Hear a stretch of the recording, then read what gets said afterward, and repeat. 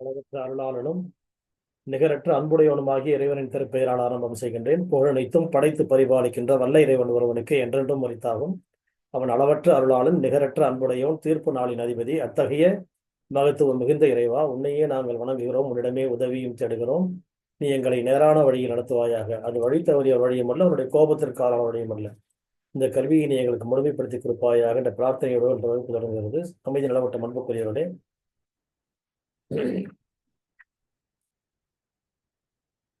Last வீக்ல நம்ம என்ன பண்ணோம்னா எல்லாமே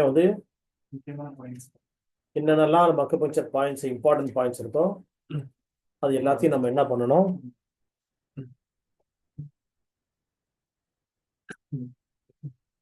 கேட்டகரைஸ் பண்ணணும் இல்லையா? ஒரு டேபிளுக்குள்ள, ஒரு டேப்லர் காலத்துக்குள்ள கொண்டு செட் பண்ணணும். இதெல்லாம் இம்பார்ட்டன்ட் பாயிண்ட்ஸு, அதோட இம்பார்ட்டன்ஸ் என்ன, what are the usages of that points அப்படின்றதான் போன வாரம் நம்ம பார்த்துட்டு இருந்தோம். இப்போ இந்த பாயிண்ட்ஸ் எல்லாம் நம்ம யூஸ் பண்ணணும். இது என்ன பண்ணணும்னு சொன்னா, நம்ம ஒரு பர்ச்சேஸ் பண்றது, முதல்ல ஷாப்பிங் பண்றது தான் ரொம்ப நாளாக பண்ணிட்டு இருந்தோம். ரொம்ப நாள் எடுத்துட்டோம் டைம் சந்தையில். அதுக்கப்புறமா என்ன பண்ணியிருக்கிறோம், அந்த வீட்டில் இதெல்லாம் டீ போடுறதுக்கான பொருள், இது பிரேக்ஃபாஸ்ட் ரெடி பண்ணுறதுக்கான ஒரு ஐட்டம்ஸு, அதுக்கப்புறமா இது காஸ்மெட்டிக் ஐட்டம்ஸு, அதுக்கப்புறம் இது நம்ம மற்ற சமையல் பொருட்கள், அதுக்கப்புறம் ட்ரெஸ் தனியாக, இந்த மாதிரி முக்கியமாக ஜுவல் அதை எடுத்து சேஃப்டி பண்ணணும். அதுதான் போன வாரம் நம்ம பார்த்துட்டோம். இப்போ நம்ம என்ன பண்ணணும்னா, இந்த ஃபுட் ப்ரிப்பேர் பண்ணுறதுக்கு இப்போ நம்ம இதை கையில் எடுக்கிறோம், மற்றதெல்லாம் அப்புறம் பார்த்துக்கலாம்னு சொல்லிட்டு அந்த மாதிரி நீங்கள் மைண்ட் செட் பண்ணணும். நம்ம எப்படி நம்ம ட்ராவல் போயிட்டு இருக்குன்றதை உங்களுக்கு புரியணும் முதல்ல. ஏன்னா நம்ம பேசிக் ஹிஸ்ட்ரி அண்ட் டெவலப்மெண்ட்ஸ்லேருந்து ஆரம்பித்து ஜியாகிரபிக்குள்ளே போயிட்டு, அதுக்கப்புறம் ஃபிலாசபி போனோம், அதுக்கப்புறம் சயின்ஸுக்குள்ளே வந்தோம். இப்படியே இந்த ட்ராவல் போயிட்டே இருந்தது. இப்போ நாம் நம்ம ரெடி ஆகிறோம். இப்போ ஜஸ்ட் லைக் கேட்ரிங் தான் இது. ஏன்னா இப்போ இந்த 5 எலிமெண்ட்டை வச்சுக்கிட்டு ஒரு 5.5 பெட்டிக்குள்ள என்ன இப்போ எல்லா பொருள் இருந்தாலும் அதை வச்சுக்கிட்டு நம்ம எப்படி ஒரு குக் பண்ணுவோமோ, அதே மாதிரி இந்த 5 எலிமெண்ட்டை வச்சுக்கிட்டு இந்த எலிமெண்ட்டை எப்படி how to balance these 5 elements அப்படின்ற இடத்துக்குள்ள நம்ம ட்ராவல் இப்போ போயிட்டு உள்ள என்ட்ரி பண்ணி உள்ள வந்துட்டு இருக்கிறோம். இதுதான் இந்த டேப்லர் காலம்ஸ்ல இருக்கிறதெல்லாம் what are the specialities of that specific, அதான் பார்த்துட்டு இருக்கிறோம். இப்போ போன வாரம் அதான் பார்த்தோம். ரொம்ப பெனிஃபிட் உள்ள எல்லா பள்ளிகளையும் ஒரே இடத்த கொண்டாந்து சேர்த்து இதெல்லாம் பெனிஃபிட்ஸா இருக்குது.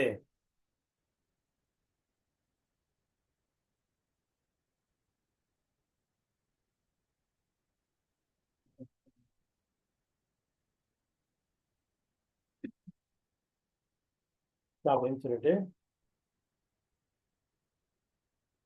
உங்களுக்கு வாய்ஸ்ல கிளாரிட்டி இருக்கா? யார் கேட்குறது இல்லை? வாய்ஸ் கிளியரா இருக்கா உங்களுக்கு?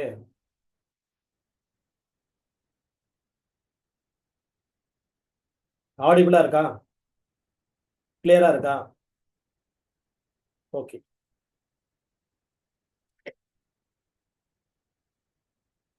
இப்போ நாம யூஸ் பண்ண போவோம். இது எப்படி யூஸ் பண்ணணுன்ற இடத்துக்குள்ள போகும்போது அடுத்த இடத்துக்குள்ள நம்ம டிராவல் பண்றோம். இப்போ தேங்க்யூ மோனிஷா.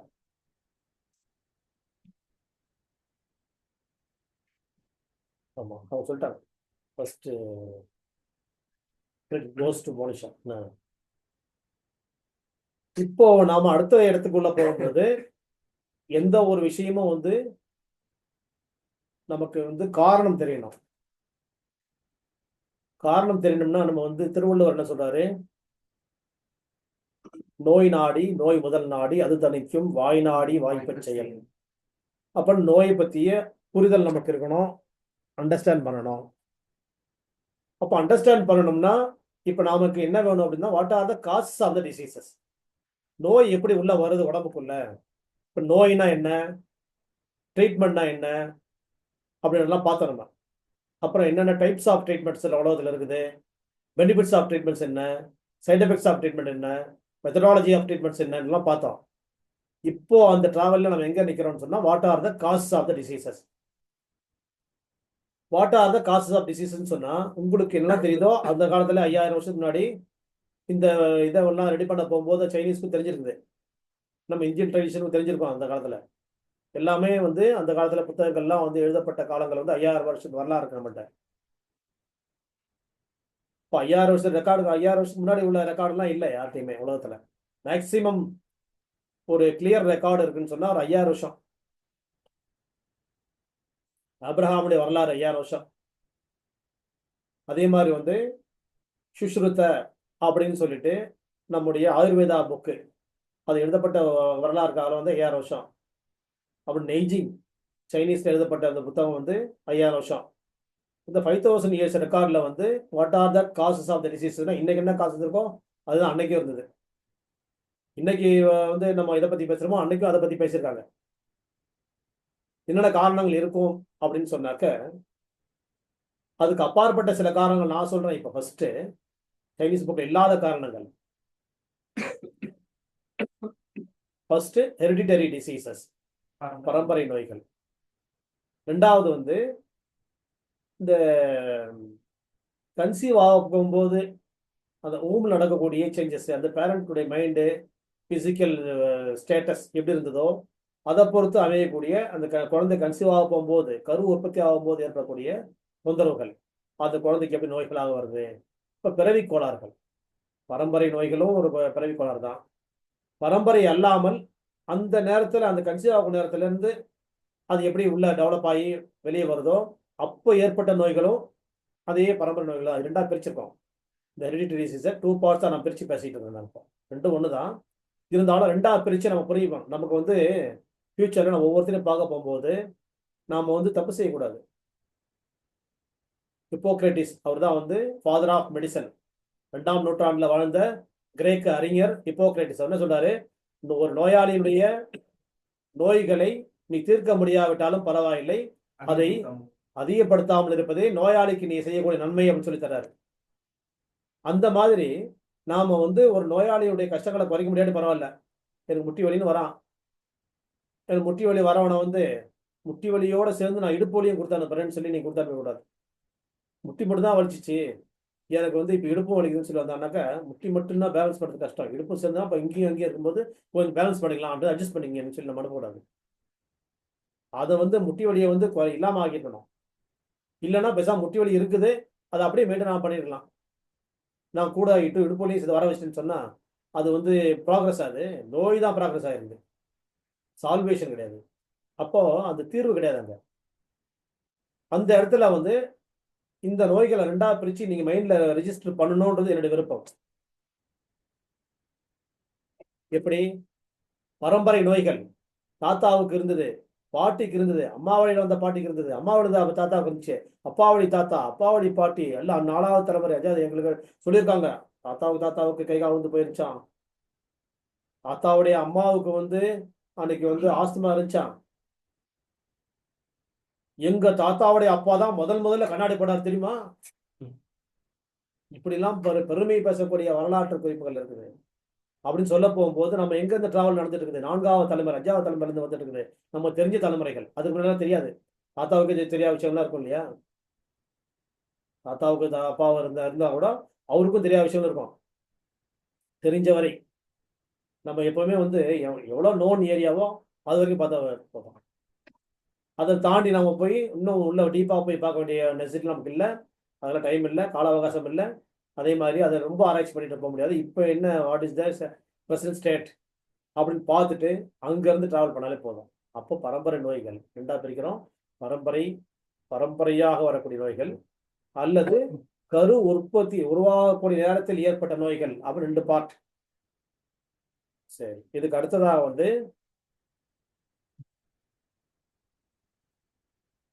என்னென்ன காசஸ்லாம் இருக்குது அப்படின்னு சொன்னால் என்னென்ன காசஸ்லாம் இருக்குன்னு நீங்க சொல்லுங்க பார்க்கலாம்.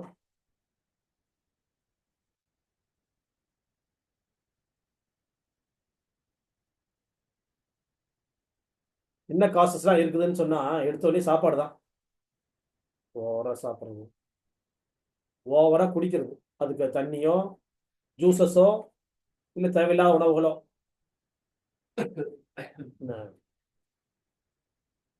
இப்போ ஒருத்தர் அனுப்பியிருக்காங்க, அந்த மாதிரி கிடையாது, அது வேற. அப்ப சாப்பாடு தான் முதல். ஏன்னா இந்த எல்லா உயிரினமும் வந்து சாப்பிடாம எந்த உயிரினமும் வாழ முடியாது. உணவு சாப்பிடாத எந்த ஒரு உயிரினத்தையும் படைக்கவில்லை திருமறையில இறைவன் சொல்லக்கூடிய விஷயம். இது திருமறையின் வாக்குப்படி உலகத்தை ஒருத்த மனுஷனா பிறந்தாலோ இல்ல வந்து எறும்பா பிறந்தாலோ யானையா பிறந்தாலோ என்ன ஆகணும்? சாப்பிட்டுதான் ஆகணும். அந்த சாப்பிட்ற விஷயத்துல, குடிக்கிற விஷயத்துல what, when, how, how much அப்படின்ற கேள்விகள்லாம் இருக்கு இல்லையா? இதுதான் வந்து கஷ்டங்கள். What are the balance states? அப்ப எப்போ பியாண்ட் த பேலன்ஸ் ஸ்டேட் விட்டு வெளியே வராங்க? அதுதான் யோசனை, காரணங்கள். இப்போ அதிகப்படியான உணவு, அதிகப்படியான குடிநீர் அல்லது தண்ணீர், ஏதோ ஒன்று, ட்ரிங்க்ஸ், ஓவர் ஈட்டர்ஸ். அப்போ over eating and over drinking, அது ஃபர்ஸ்ட் காஸ். இப்போ நம்ம வந்து பரம்பரை தாண்டி பரம்பரையில் 2 பிரிவாக பிரித்து 2 பார்ட் போட்டோம். ஒரு டேபிள் 2 பிரிச்சு போட்டோம். தனி டேபிள். நெக்ஸ்ட் டேபிளில் ஃபர்ஸ்ட் காலம் வந்து என்ன பண்ணுறோம்? ஓவர் ஈட்டிங் அண்ட் ட்ரிங்கிங், அதான் ஃபர்ஸ்ட். அதுக்கு அடுத்தது அந்த காலத்தில் ஹார்ட் ஒர்க்குன்னு ஒன்று இருக்குது. இந்த காலத்தில் இருக்கலாம், அது மினிமைஸ் ஆயிருக்குது. Hard work or lack of work, வேலை இல்லாமல் இருக்குது. இப்போ 2 நம்ம எழுதணும். நம்ம வந்து இப்போ எழுதும்போது இப்போ வந்து அந்த காலத்தில் ரொம்ப கடின உழைப்பு உழைச்சிருந்தாங்க. இப்போ கடின உழைப்பு உழைக்கிறவங்க ஒரு பாட்டுக்கிறாங்க, உழைப்புன்ற அளவா உழைக்கிறாங்க. 3வது பாட்டில் உழைப்பே இல்லாமையே அப்படியே வந்து இருக்கிறாங்க. அப்போ அந்த மாதிரி உழைப்பு, உழைப்பின்மை, ஹார்ட் ஒர்க்கு, அப்புறம் லேக் ஆஃப் ஒர்க்கு, ஒர்க்கே இல்லை. அவங்க செய்யலை, இருக்கு இல்லாமல் இருக்காது, அவங்க செய்யலை, அவ்வளோதான்.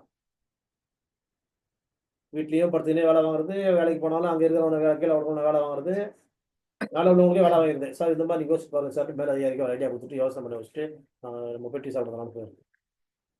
இல்லை இப்போ நம்ம டாக்டிஸ், அதாவது கீழே உள்ளவங்கள மட்டும் தான் வேலை வாங்க நிறைய பேருக்கு தெரியும். மேலே உள்ளவங்களையும் எப்படி வேலை வாங்குறதுன்னா அவங்க ஏதாவது வந்து அவங்களுக்குள்ள வந்து ஏதாவது வந்து பற்ற வச்சுட்டு போயிடுறது. 10 வச்சு முடிக்கிறதுக்குள்ள வந்துடுறேன் எங்கன்னு அப்போ தேட மாட்டேன் பாருங்க.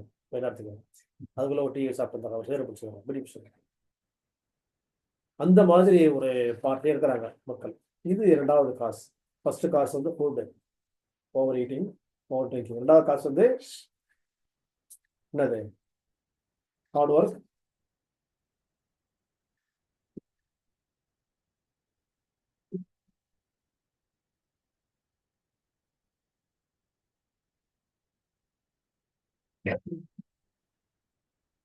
அப்புறம் 3வது காசு வந்து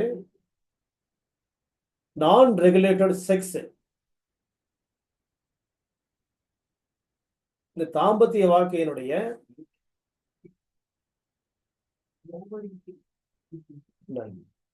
தாம்பத்திய வாழ்க்கையில வந்து கூடுதல் குறைவு, தேவையில்லாம அதை வந்து மிஸ்யூஸ் பண்ணி ரொம்ப உடம்பு கெடுத்துக்கிறது, அதனுடைய லிமிட்டேஷன் தெரியாம அதை யூஸ் பண்றது. நம்பர் 3. 4வது டிசீஸ் பார்ட் வந்து இன்ஃபெக்ஷன்ஸ், தொற்று நோய்கள். தொற்று நோய்களுக்கு மிகப்பெரிய உதாரணம் நம்ம தெரிஞ்சுக்கணும் இல்லையா? என்னது? பேண்டமிக், எபிடமிக், என்னது? கொரோனா. இப்போ அந்த காலத்துல காலாரா இருந்துச்சு. இந்த மாதிரி தொற்று நோய்கள் வந்து கிருமிகளால் தொற்று நோய் வழி பரவிடுது இல்லையா? பிளேக் இருந்தது.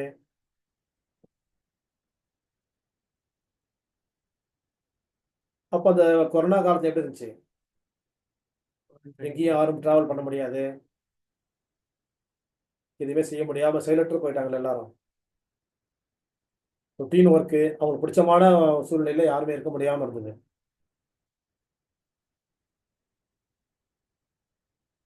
இந்த டிஃபிகல்ட் ப்ரெசன்ட் சுச்சுவேஷனை வந்து ஓவர் கம் பண்ணி வெளியே வரவே முடியாம செத்து போன நிறைய பேர் இருக்கிறாங்க. அவ்வளோ பெரிய ஸ்ட்ரெஸ் இது. அப்போ அந்த மாதிரி இன்ஃபெக்டிவ் டிசீசஸ்.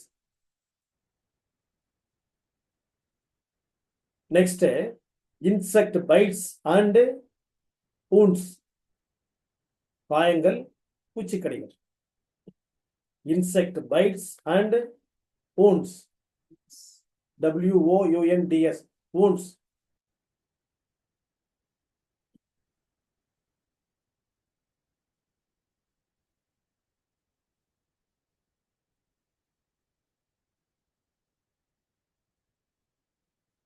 அந்த காலம் சைனாவில் வந்து நிறைய புழுக்கள் இருந்துச்சு. இப்போ நிறைய புழுக்கள் இருக்கு, பொறிச்சு சாப்பிட்றாங்க. அதனால அவங்க என்ன பண்ணாங்கன்னா, டிசீசஸ் டியூ டு வார்ம்ஸ், புழுக்கள் நிறைய வந்து நோய்கள் ஏற்படுத்திச்சு.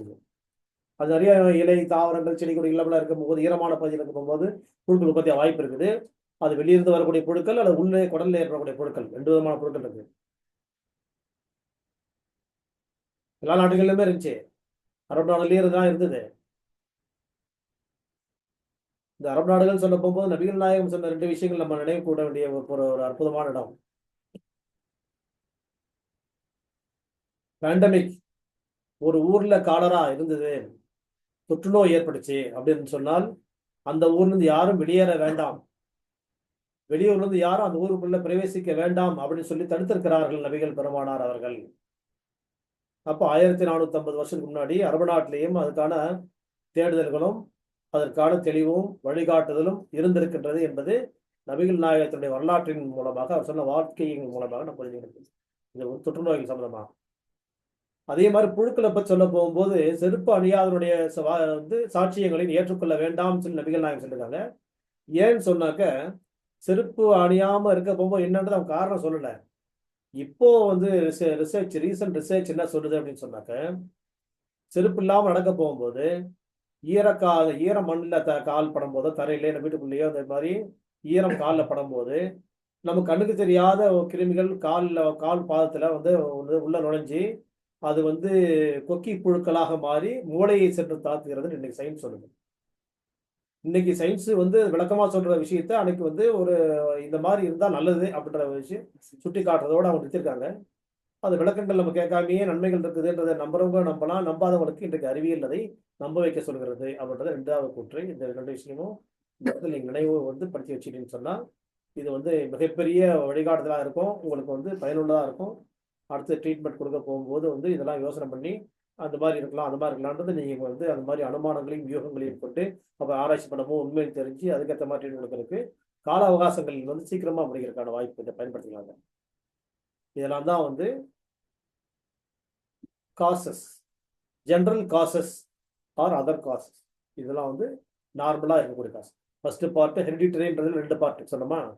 இப்போ ஜென்ரல் காசஸ் இடத்துல எத்தனை பார்ட் வந்துருக்குது? ஃபுட்ல ஆரம்பிச்சு கொடுக்குற வரைக்கும் 5 பார்ட்ஸ் வந்துருக்கு. இதற்கு அடுத்ததா வந்து சைனீஸ் சொல்லி கொடுத்துருக்கிற மிக மிக அற்புதமான விஷயம் பிளம். பிளம் அப்படின்னு சொன்னா என்ன தெரியுமா? சளிக்கு தான் பிளம்னு இங்கிலீஷ்ல வார்த்தை அர்த்தம். ஆனா நீர்நிலை அப்படின்றதான் அவங்கள கொண்டு வராங்க சைனீஸ். பிளம்ன்ற வார்த்தைக்கு எப்படி சொல்றாங்கன்னா, பிளம் நீர்நிலை. இந்த நீர்நிலை அப்படின்ற விஷயத்தை அவங்க சொல்ல போகும்போது உடம்புடைய நீராதாரங்களை கட்டுப்படுத்தி அதை வந்து உடம்புல வச்சு அதை ரெகுலேட் பண்ணி யூஸ் பண்ணக்கூடிய ஒரு ஆர்கன் இருக்குது. அந்த ஆர்கன் தான் spleen, controller of the water. அது சரியா இருந்துச்சுன்னு சொன்னா உடம்புல வந்து நம்முடைய உடம்பு வந்து இந்தியன் ட்ரெடிஷன் என்ன சொல்லுதுன்னு சொன்னா, அண்டத்தில் உள்ளதுதான் பிண்டத்தில் உள்ளதுன்னு சொல்லுது. அண்டத்தில் என்ன இருக்குதுன்னு சொன்னா 2 parts of water and 1 part of அந்த லேண்ட் இருக்குது. உடம்புக்குள்ள என்னன்னு சொன்னா அந்த சாலிட் பார்ட்ன்றது வந்து ஒரு 1/3 இருக்குது, 2 parts லிக்விடா இருக்குது உடம்பு. அதுதான் நம்ம உடம்புடைய ஸ்ட்ரக்சர், உள்ள இருக்கக்கூடிய அமைப்பு அப்படின்னு சொல்றது இன்னைக்கு வந்து நம்ம இந்தியன் ட்ரெடிஷன் சொல்லுது. இந்த இந்தியன் ட்ரெடிஷன் சொல்றபடியே நம்ம கணக்கெடுத்து பார்த்தோம்னு சொன்னா உடம்புக்குள்ள வந்து 66 அப்ராக்சிமேட்டா 67 67% வந்து என்ன இருக்குது? வாட்டர் தான் இருக்குது உடம்புக்குள்ள. மீதியை வந்து 33.33 இல்லை 37 போச்சுன்னா 67% 33 33 பார்ட் வந்து பர்சன்டேஜ் வந்து சாலிட் ஆர்கன்ஸ். நம்ம வந்து எல்லாமே சாதா எலும்புகளும் எல்லாம் 33% தான் இருக்குது உடம்புல. அப்போ இந்த 67% நிர்வாகம் பண்ணுறது யாரு? Who is the controller of the 67%? Spleen is the controller of the water. 67% வந்து கண்ட்ரோல் பண்ணக்கூடிய அதிகாரம் யார்கிட்ட இருக்குது அப்படின்னு சொன்னா ஸ்பிளீன் அப்படின்ற ஆர்கன் இருக்குது. ஸ்பிளீனை பத்தி வந்து சயின்ஸுக்கு ரொம்ப தெரியாது. அதனாலதான் வந்து ஸ்பிளீன் இல்லைன்னா கூட வெட்டி போட்டுடலாம். ஸ்பிளீனோமெகலி, மண்ணீரல் வீக்கம், மண்ணீரல் வீங்கி போயிருக்கிற ஒண்ணு வேணாம் எடுத்துடலாம் அப்படின்னு சொல்லிட்டு நம்ம என்ன செய்யணும்? அறிவார்ந்த செயல் எதுன்னு சொன்னா, ஒரு உறுப்புல வீக்கமாயிட்டா வீக்கத்தை தான் குறைக்கணும் மொழியை உறுப்பு நீக்க கூடாது. ஒரு மனிதன் குறைபாடு தான் நீக்கணும் மொழியை மனிதனை நீக்க கூடாது. இவன் நிறைய குறைபாடு இருக்கு, இவனை வந்து மனுக்குள்ள போச்சிடலாமா? முடி வளருது, நகை வளருது, அதனால இவனுக்கு வளருதெல்லாம் வந்து நம்ம வெட்டிட்டே இருக்க முடியாது, ஒரு வழியா அவனை வெட்டி சாச்சலாம்னு சொல்லி வெட்டி சாச்சலாமா? முடி வளருது தலையை வெட்டுவோமா? இல்ல நகை வளருதுன்னு வரல வெட்டிடலாமா? வளர்றதுதான் வெட்டணும் வழிய அது எங்கிருந்து வளருதோ அந்த பார்ட் வெட்ட முடியாது. ஆனா சயின்ஸ் என்ன சொல்லுது? மண்ணில் வெட்டி போட்டுருங்க வேணாம் அப்படின்னு சொல்லுது. மண்ணில் வெட்டி போட்டாலும் வாழ்க்கை இல்லாம போயிடுமான இருக்கும். ஆனா அமிலமயமான வாழ்க்கை, வெப்பமயமான வாழ்க்கை, எப்பவுமே வந்து பார்த்து ஜாக்கிரதையா இருக்க வேண்டிய ஒரு பாதுகாப்பு இல்லாத வாழ்க்கையை தான் வாழ முடியும். அப்போ சயின்ஸ் வந்து சின்ன குழந்தை சொல்றதை நம்ம கேட்க முடியாது. ஏன்? குழந்தைங்க என்ன தெரியும்? குழந்தை சொல்றதை என்ன செய்யலாம்? ரசிக்கலாம். அது உண்மைகள் இருக்கும். ஆனா அது எல்லாமே நம்ம எடுத்துக்க முடியாது. குழந்தைகளுக்கு அந்த பொம்மைக்கு உயிர் இருக்குன்னு சொன்னோம்.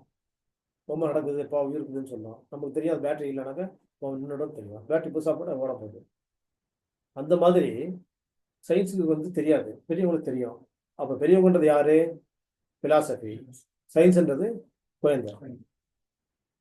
அப்போ அந்த இடத்த புரிய போகும்போது இன்னும் புரிதலுக்கான காலம் ஒன்றும் இருக்குது அவனுக்கு இல்லையா? இப்போ தானே ரிசர்ச் ஸ்டார்ட் ஆகிருக்குது. இன்னும் 100 வருஷம் ஓட போகும்போது நம்மளாம் இருக்க மாட்டோம். அப்போ அது கம்ப்ளீட் ஆகும். அந்த ரிசர்ச் ஃபைனலைஸ் ஆக போகும்போது நேற்று ரிசர்ச் இன்னைக்கு இல்லைன்னு ஆகுது, இன்னைக்கு ரிசர்ச் நாளைக்கு இல்லைன்னு ஆக போகுது. அப்போ ஃபைனல் வர்றதுக்குள்ள அந்த கன்க்ளூஷன் வர்றதுக்குள்ள எவ்வளோ காலம் ஆகும்னு யாருக்கும் தெரியாது. ஆனால் ஆல்ரெடி வந்து கன்க்ளூடட் மேட்டர் நம்மகிட்ட இருக்குது. இந்த சைனீஸ் பிலாசபி என்ன சொல்லுது? Spleen is the controller of the water. அதுதான் வந்து உடம்புல வந்து எல்லா விதமான நீர்நிலைகளையும் வந்து ஒழுங்குபடுத்துகிறது. எல்லா விதமான நீர்நிலைனா என்ன? நீர்நிலைனா உடம்புல நீர்நிலைகள் என்ன இருக்குது? ஏரி இருக்குதா, குளம் இருக்குதா, வாய்க்கால் இருக்குதா, இல்ல குட்டை இருக்குதா, என்ன இருக்குது? கடல் இருக்குதா? என்னதான் இருக்குது அங்க? எல்லாம் தான் இருக்குது. கண்கள் இருக்கிற கண்ணீர், மூளையில் சொல்லக்கூடிய சுரப்புகள், அந்த தொண்டையில் சொல்லக்கூடிய சுரப்புகள், நாகில் சொல்லக்கூடிய சுரப்புகள், ஒவ்வொரு உறுப்புகளில் சொல்லக்கூடிய சுரப்புகள், அத்தனை சுரப்புகளும் நீர்நிலைகள் தான். ரத்தம், சிறுநீர், இப்படி எல்லாமே உமிழ்நீர், உடம்புக்குள்ள எல்லா நீர்நிலைகள் எங்கெல்லாம் சுரப்பு இருக்குதோ எல்லா சுரப்புகளையும் கண்ட்ரோல் பண்ணக்கூடிய ஆற்றல், அதிகாரம், அதை ஒழுங்குபடுத்தக்கூடிய முழு அதிகாரி மண்ணீரல் அப்படின்னு சொல்லி கொடுக்குது சைனீஸ் பிலாசபி. அப்போ சைனீஸ் பிலாசபி நம்ம படிக்க போகும்போது அப்போ வந்து ஒரு உடம்புல வீக்கம் ஏற்பட்டா என்ன? இப்போ நெஞ்சில வரப்போகும்போது சளியா மாறுது இல்லையா? இப்ப இங்க சளி, இங்க வந்து இது என்ன? இது நெஞ்சு பகுதி என்பது என்ன? காற்று அறைகள். இந்த காற்று அறைகள்ல தண்ணீர் போச்சுன்னா இருமல், சளி, ஜுரம், மூக்கடைப்பு, தும்மல், மூக்கு தண்ணி வர்றது எல்லாமே வந்து இங்க தண்ணி நிக்குது. யாரு இருக்கணும்? யாருடைய இடம் இது? காற்றினுடைய இடம். இந்த காற்று அறைகள்ல வந்து தண்ணி இருக்க போகும்போது இருமல், சளி, ஜுரம், குளிர். சரி, உணவு பைகள்ல வந்து அதே மாதிரி ஹீட் ஆக போகும்போது தண்ணி பற்றாக்குறை வந்து என்ன ஆகும்? வாந்தி. தண்ணீர் பற்றாக்குறை அங்க. சரியா? அப்ப அதே மாதிரி தலையில நீர் அதிகமா ஏறிச்சுன்னா தலை பாரம் ஆயிடும். தலையில வறட்சி ஆயிடுச்சுன்னா இப்ப நீங்க பார்த்துட்டு இருக்கீங்க, இதெல்லாம் வறட்சி, பற்றாக்குறை, தண்ணீர் பற்றாக்குறை, யூஸ் ஆயிடுச்சு, ஓவர் ஹீட், டென்ஷன் பாட்டி. அப்போ அந்த மாதிரி அப்ப டென்ஷனா வந்து நம்ம முடியை காப்பாத்திக்கலாம். நம்ம தெரிஞ்சுக்கணும். தலைமுடி, மணிமுடி, மகுடம், கிரவுன், கொரோனா, அதெல்லாம் ஒரே அர்த்தங்கள் தான். நம்ம சேஃப்டி பண்றதுக்கான சேஃப்டி மெஷர்ஸ் இதெல்லாம் இந்த ஸ்டெப்ஸ், இந்த வார்த்தையெல்லாம் யோசிச்சு பார்த்தீங்கன்னா அதில் அர்த்தம் இருக்குது. ஒன்றும் இல்லையா? இந்த அர்த்தங்கள்லாம் விளக்கிட்டு இருக்க முடியாது. இப்போ புரிஞ்சுக்கணும். நீர்நிலைகள். இப்போ கண்ணில் கண்ணீர் வந்து வத்தி போச்சு, ட்ரை ஆயிடுச்சுன்னா, ட்ரை ஐஸ் நமக்கு வந்து அந்த பார்வையிலேயே வந்து சரியா இருக்காது. பார்வை வந்து டபுளா தெரிய ஆரம்பிச்சிடும். அப்புறம் வந்து கண்ணுக்கு தண்ணி வெளியே போயிடுச்சு, கண்ணு அப்போ தனியாக வரணும், தண்ணி வெளியே போயிடுச்சு கண்ணுக்கு தண்ணி. அப்போ சுரப்பு இல்லைன்னு சொன்னால் ட்ரை ஐஸில் வந்து நம்ம சரியா வந்து விஷனை யூஸ் பண்ணிக்க முடியாது. நம்மளால நாக்கு தண்ணி இல்லைன்னா பேச்சு என்ன ஆகும்? அப்படி தண்ணி கொஞ்சம் குடிச்சலாமா அப்படின்னு தோணும். பேச முடியாது, பேச்சு வருமா? நாக்கில் உமிழ்நீர் சுரப்பு இருந்தால், வளவழுப்பு இருந்தால் தான் பேச்சு வரும். உடல்ல வளவழுப்பு இருந்தால் தான் சாப்பாடு உள்ள இறங்கும், இல்லை அங்கேயே நின்றுடும், ட்ரையா ஒட்டிக்கும். அப்போ அதே மாதிரி ஒவ்வொரு உறுப்புகள்லையும் அந்த நீர் இருந்தால் மட்டும்தான் அது வந்து அப்சார்ப் பண்ணி அது வந்து என்ன பண்ணும்? ஸ்மாஷ் பண்ணி அதை வந்து டைஜஸ்ட் பண்ணி அதுக்கப்புறம் வந்து அதில் வேஸ்ட் எல்லாம் வந்து எக்ஸ்க்ரீட் பண்ணுறது, அந்த எனர்ஜியை வந்து அப்சார்ப் பண்ணிக்கிறது, எல்லாத்துக்குமே என்ன வேணும்? தண்ணி வேணும். அப்போ எப்படி ஒரு வீட்டுக்குள்ள நம்ம வந்து என்ன ஆகும்? முதல்ல வந்து வெளியே ஒருத்தர் குழா இருந்தால் தான் கை கால் முகம் உள்ளே போக முடியும். அது எல்லா இடங்களும் இப்போ இல்லை. ஏன்னா வெளியிறதே இல்லாமல் போச்சு. சரி ரைட்டு. கிச்சனில் தண்ணி இருந்தால் தான் கிச்சன் ஒர்க் பண்ண முடியும், சமையல் பண்ண முடியும். பாத்ரூமில் தண்ணி இருந்தால் தான் வந்து நம்ம என்ன முடியும்? இந்த வாஷிங் மிஷின் போட முடியும், குடிக்க முடியும். அதே மாதிரி டாய்லெட்டுக்கு தண்ணி இருந்தால் தான் டாய்லெட் யூஸ் பண்ண முடியும். அப்போ அதே மாதிரி வீட்டுக்குள்ளே தண்ணி இருக்கணும், ஓவர் டைம் இருக்கணும். இந்த மாதிரி தண்ணி இல்லைன்னு சொன்னால் அந்த வீடு புழக்கத்துக்கு உபயோகப்படாது. எந்த யூஸும் இல்லை. ஒரு தண்ணியே இல்லை. ஒரு பெரிய ஒரு மாளிகை மாதிரி ஒன்று கட்டி நீ வச்சுக்க யூஸ் பண்ணிக்கப்பா.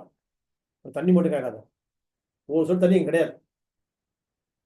நீ இந்த பங்களாவை நீயே வச்சுக்கோ, இது கூட வாங்கி தந்துடுறேன் அப்படின்னு சொன்னால் யாரும் வாங்கல. தண்ணிக்கு வந்து ஒரு நீ 5 கிலோமீட்டர் போய் தான் எடுத்து வரணும். நீங்கள் இந்த பங்களா உனக்கு வச்சுக்கிறியான்னு கேட்டால் யாருமே வந்துட மாட்டாங்க. ஒத்த குடிசையாக இருந்தாலும் கூட தண்ணி இருக்குன்னு சொன்னால், நம்ம அருகாமையில் தண்ணி இருக்குன்னு சொன்னால் அது நமக்கு வந்து பயனுள்ள விஷயம். நீர்நிலைகளை சுற்றி தான் வரலாறு வந்து நாகரிகம் வளர்ந்தது. இப்போ கடல் நீர்நிலைகளில் மிக முக்கியமான கடல், கடற்கரை ஓரங்களில் தான் நாகரிகம் இல்லையா? இப்போ சென்னை சிட்டி ஏன் டெவலப் ஆச்சு? போர்ட், கடற்கரை, துறைமுகம் இருக்குல்ல. இங்கெல்லாம் துறைமுகம் இருக்கோ அதெல்லாம் வந்து அந்த கால நாகரிக வளர்ச்சி ஏற்பட்ட காலங்கள். அந்த காலத்தில் இந்த மாதிரி வந்து நீர்நிலைகளை வந்து சேஃப்டி மெஷர்ஸாக போடும்போது இங்கே வந்து உடம்புல அதே மாதிரி ஆர்கன்ஸில் வந்து நீர் நின்று போச்சுன்னு சொன்னால் என்ன ஆகும்னா வீக்கங்கள் ஏற்படும். மண்ணீரல் வீக்கம், கல்லீரல் வீக்கம், உடம்புல வந்து அப்படியே முகம் வீங்கிறது, கை கால் வீங்கிறது, கால் வீங்கிறது. அப்போ என்ன ஆகுது? வீங்கினோடனே என்ன ஆகும்? கிட்னி ப்ராப்ளம் அப்படின்னு சொல்லுவாங்க இல்லையா? கிட்னியை இங்கே சோர்ஸ் இருந்தால் தான் அங்கே யூஸ் பண்ண முடியும். கிட்னியில் ஒரு விஷயம் தான், அது யார் அப்சர்வ் பண்ணுவாங்க? ஸ்பிளீன் தான். ஏன்? Earth absorbs water. அப்சர்வ் பண்ணி டிஸ்ட்ரிபியூட் பண்ண முடியல, அதை வந்து நடந்து கொடுக்க முடியலன்னா அங்கே என்ன ஆகும்னா வீக்கங்கள் ஏற்படுது. எந்தெந்த பார்ட்டுக்கு போகலையோ அங்கெல்லாம் வீக்கங்கள். அதே மாதிரி இதெல்லாம் டக்ஸ், இந்த இங்கெல்லாம் பள்ளங்கள், கண்ணை சுற்றி பள்ளம் இருக்குது, மூக்கு சுற்றி பள்ளம் இருக்குது, வாயை சுற்றி பள்ளம் இருக்குது, காது கிட்டெல்லாம் பள்ளம் இருக்குது. இதெல்லாம் என்ன? Sinus ducts. இந்த பள்ளங்கள்ல போய் தண்ணி இருந்துச்சுனாக்க சைனஸ் ப்ராப்ளம், சைனசைட்டிஸ். ஐடிஐஎஸ் என்னது? இன்ஃப்ளமேஷன். அப்போ இங்கெல்லாம் சைனஸ் ப்ராப்ளம் இருக்குது, சரி பண்ணுவீங்களா? சரி பண்ணுவோம். அவங்க காலையில் நான் சொன்ன ஏற்கனவே சொன்னது தான், காலைல 10-11 மணி வரைக்கும் அவங்களால ஒன்றுமே செய்ய முடியாது, கண்ணெலாம் மூடி இருக்கும். 11 மணி வந்து லேசாக கண் திறப்போம். அப்போ அதுக்கப்புறம் தண்ணி குடிக்க முடியும், வாய் திறப்போம். அதுக்கப்புறம் தான் மூச்சு வரும், மூச்சு விட முடியும், மூச்சு திறப்போம், மூக்கு திறப்போம். அதுக்கப்புறம் தான் சொன்னோட காதில் விடும், காதெல்லாம் அடிச்ச மாதிரி இருக்கும். என்ன சொன்னீங்களா? கற்றுக்கு எது பேசுகிறோம்மா? அப்படியா சொன்னீங்க? அதனால முடியல. மத்தியானம் மேலே பதினெல்லாம் சுற்றி போயிடுவோம். 1 மணிக்கு மேலே ஆகட்டாமா, பயங்கர ஆட்டம் பண்ணுவேன். எனக்கு சைனஸ் ப்ராப்ளம் வந்து இருக்குது, அது வந்து காலையில் தான் இருக்கும், அப்புறம் ஒன்றும் இல்லை. நைட் 12-1 மணிக்கு நான் மொபைல் பார்த்து தான் இருப்பேன் நான். ஏன்னா அது வந்து சீரியலில் பார்த்து தான் முடிச்சு தான் பண்ணுவேன். ஆனால் காலையில் எழுத முடியாதுல்ல, நைட்டு எல்லாத்தையும் பார்த்து முடிச்சுட்டு எல்லாம் பாத்திரம் கழுவி வச்சுட்டு வீட்டெலாம் பெருக்கிட்டு கோலம் போட்டு நான் காலையில் எல்லா வேலையும் முடிச்சு நைட்டே எல்லா வேலையும் முடிச்சுடுவாங்க. இப்படினால தான் இந்த மார்கழி மாதம் வந்து காலையில் போட வேண்டிய கோலத்தை வந்து நைட்டே போட்டு வச்சுருவாங்க. ஏன் தெரியுமா? அவங்கள சைனஸ் ப்ராப்ளம் காலையில் தும்புறோம்னு சொல்லிட்டு நைட்டே போட்டுருக்கு. நைட்டே எல்லா வேலையும் முடிச்சிருங்க. அப்போ காலையில் கூட கிளம்புனா நைட்டே ரிசப்ஷனில் முடிச்சிட வேண்டியது. எல்லாமே நைட்டு முன்கூட்டி முடிக்கிற காரணம் சைனஸ் ப்ராப்ளம் இருக்குது அவங்கெல்லாம் உலகத்துக்கே. அதான் முன்கூட்டி முடிச்சிடறாங்க எல்லாத்தையும். அப்போ எல்லாமே அதிகாலை பொழுது அற்புதமான அந்த நேரத்தை பயன்படுத்துவதை வந்து மனிதன் எப்ப தவற விடுறான்னு சொன்னாக்க அவன் பலவீனம் அடைந்து விட்டான் பட்ட அடையாளம் தான் அது. யார் ஒருவர் அதிகாலை பொழுதை பயன்படுத்துறாங்களோ அவங்க ஆரோக்கியமானவர்கள். யார் வந்து இரவுகளை பயன்படுத்துறாங்களோ அவங்க பலவீனமானவர்கள், ஹெல்த்தி அப்படின்ற இடத்த விட்டு வெளியே வந்துட்டாங்க. இன்ஹெல்த்தி, அன்ஹெல்த்தி. அப்போ வந்து அவங்க வந்து உடலால் பலவீனமானவர்கள், மனதால் பலவீனமானவர்கள்லாம் வந்து இரவு தான் பகல், பகல் தான் இரவு. அப்ப என்ன? தண்ணீர் பற்றாக்குறை ஏற்பட்ட விஷயத்தை தான் அங்க கவனப்படுத்துறோம். மறுபடியும் வாட்டர் வந்து பத்தல. இங்கே வந்து தண்ணி சேர்ந்துக்குது, எங்க போக வேண்டிய தண்ணிக்கு வந்து நிற்குது தெரியல. இங்கே சேர வேண்டிய தண்ணி சேர்ந்துருக்குன்னு சொன்னா உள்ள வந்து அது ரிஃப்ளெக்ட் ஆகக்கூடிய இடங்கள் இது. இது வந்து எர்த்து, இது வந்து என்னது ஸ்டொமக்கு, இது கால் பிளாடர், யூரினரி பிளாடர், அங்கெல்லாம் போயிருக்க வேண்டிய தண்ணி இங்கே வந்து ஏறிச்சு. அங்கே திரும்ப அனுப்பணும். அப்போ யூபி 1 கொடு, எஸ்டி 1 கொடு, ஜிபி 1 கொடு. இங்கே மூஞ்சி இங்கே இங்கே இருக்குது. அப்போ LI20 கூட லார்ஜ் இன்டெஸ்டைல் நிற்குது, அங்கே போய் நிற்கணும். லார்ஜ் இன்டெஸ்டைலில் தண்ணி இருந்துச்சுன்னு சொன்னால் அது அந்த ஸ்டூல்ஸை வந்து ரிலீஸ் பண்ணி வெளியே கொண்டு போயிடும், தண்ணி வந்து கரைச்சி வெளியே போயிடும் போர்ஷன். இங்கே வந்து ஏறிச்சுன்னா அங்கே வரப்போ எங்கே வராது, அங்கே தண்ணி இல்லையே, நான் எப்படி வெளியே போவேன்? நான் போக மாட்டேன்னு சொல்கிறாங்க. நான் இங்கே தான் இருப்பேன். அப்போ இங்கே அந்த லார்ஜ் இன்டெஸ்டைன் தண்ணி இங்கே அங்கே போச்சுன்னா அங்கே இறங்கி வெளியே வந்துடும். இங்கே போச்சுன்னா கிட்னி ட்ரைன் ஆகலை, அங்கே அது வந்து பியூரிஃபிகேஷனே பண்ணல. என் தண்ணி தான் கழுவ முடியும், நான் ஏன்னா ஒரு பார்ட்டி அது கிட்னி பியூரிஃபிகேஷன் பண்ணணும். அது எனக்கு தண்ணி தான் நான் பண்ணுவேன், எனக்கு தண்ணி நான் பண்ண முடியாது. அது உட்காந்துருக்கோம், சுருங்கிறோம். நான் சுருங்கிறேன். ஏன்? தண்ணி இருந்தால் விரிஞ்சிருக்கும் இல்லையா? தண்ணி இல்லாத ஒரு பை எப்படி இருக்கும்? பேகு சுருங்கிடும். அப்போ கிட்னி சுருங்கி போச்சு, கிட்னி கட் பண்ணி வேறு கிட்னி மாற்று. மண்ணில் மாற்ற வேண்டிய அவசியமே இல்லை, தூக்கி போடு. கிட்னியை மாற்றலாம், மாற்றினே தான் இருக்கணும். என்ன பண்ணுற மறுபடியும் ஏதாவது அந்த கிட்னி ஆகும், அது சுருங்கி தான் போகும். தண்ணி கொடுத்தா தானே அது போகும். அப்போ நீர்நிலைகளை ஒழுங்குபடுத்தக்கூடிய மண்ணீரல் என்ற உறுப்பை வந்து நம்ம சரியா பாதுகாக்க தெரிஞ்சோம்னு சொன்னா உடம்பின் நீர்நிலைகளை நாம் பாதுகாத்துக் கொள்வோம். அந்த நீர்நிலைகள் பாதுகாக்கப்பட்டால் உடம்புல 2 பகுதி எனர்ஜியை நம்ம மறுபடியும் பெற்று விடுவோம். அந்த விஷயத்தை நமக்கு சைனீஸ் வந்து எப்படி செய்றாங்க? பிளம் அப்படின்ற ஒரு சிங்கிள் வேர்டில் யூஸ் பண்றாங்க, நமக்கு வந்து இன்ட்ரோடியூஸ் பண்றாங்க அந்த விஷயத்தை. அப்போ இது ஒரு ரீசன். மண்ணியலுடைய இயக்கத்தை நீங்க வந்து கவனிச்சு பாருங்க. உடம்புல எல்லா வீக்கங்களும், எல்லா ஸ்வெல்லிங்ஸும், எல்லா என்லார்ஜ்மெண்ட்டும், எல்லாம் வந்து மெகா சைஸ் ஆகுறதும், மெகலி ஆகுறதும், அப்போ இதெல்லாம் வந்து தண்ணீருடைய பற்றாக்குறையில் அதிகப்படியான தண்ணி சேர்ந்து போறதுடைய ரிசல்ட்ஸ் தான். இது லீட்ஸ் டு கிட்னி ஃபெயிலியர், அது வரைக்கும் போற இடம் அப்படின்றத வந்து அந்த காலத்தையும் நம்ம சொல்லியிருக்காங்க.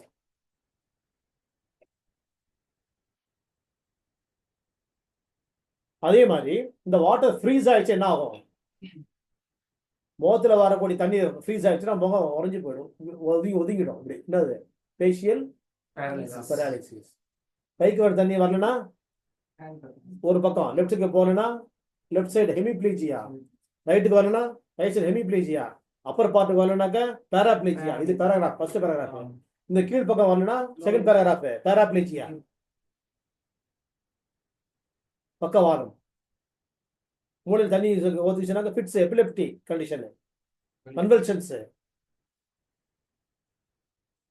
இங்க வந்து தண்ணி தின்னு போச்சு சொன்னா இங்க வந்து காய்டர், கழுத்து கழலை.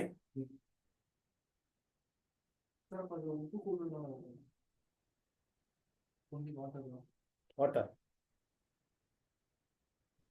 பிரெயின் போற தண்ணி போறன்னு சொன்னா அது வந்து மனபேதளிப்பு, சைக்காட்ரிக் ப்ராப்ளம், லுனாட்டிக், பைத்தியங்கள்.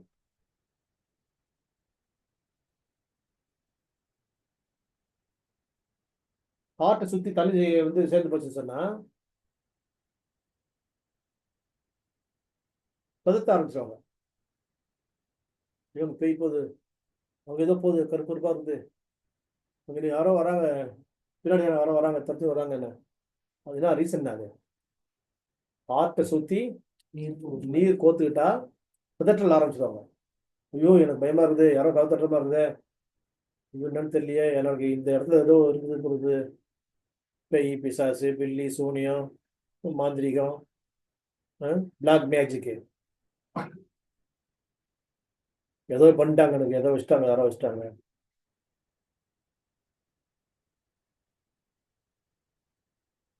நான் கிட்ட வரவிடாம தான் கருப்பு சக்கை போட்டு வரேன், கருப்பு பொருக்கா போட்டு வரேன் சொல்லுவாங்க. அப்போட ஏதோ தத்துது, என்ன இது சரியான கருப்பு இல்லை போடுது, அது வேற கருப்பு தான், பெரிய கருப்பா இருக்குது. இப்படி மனபேதளிப்பு பதற்றல்களை ஏற்படுத்தக்கூடியது இதயத்தை சொல்லக்கூடிய தண்ணி. வீசிங். அப்ப ஹீட் அதிகமாகிறதும் அதான் ரீசன். ஏன்? தண்ணி பற்றாக்குறை ஆயிடுது.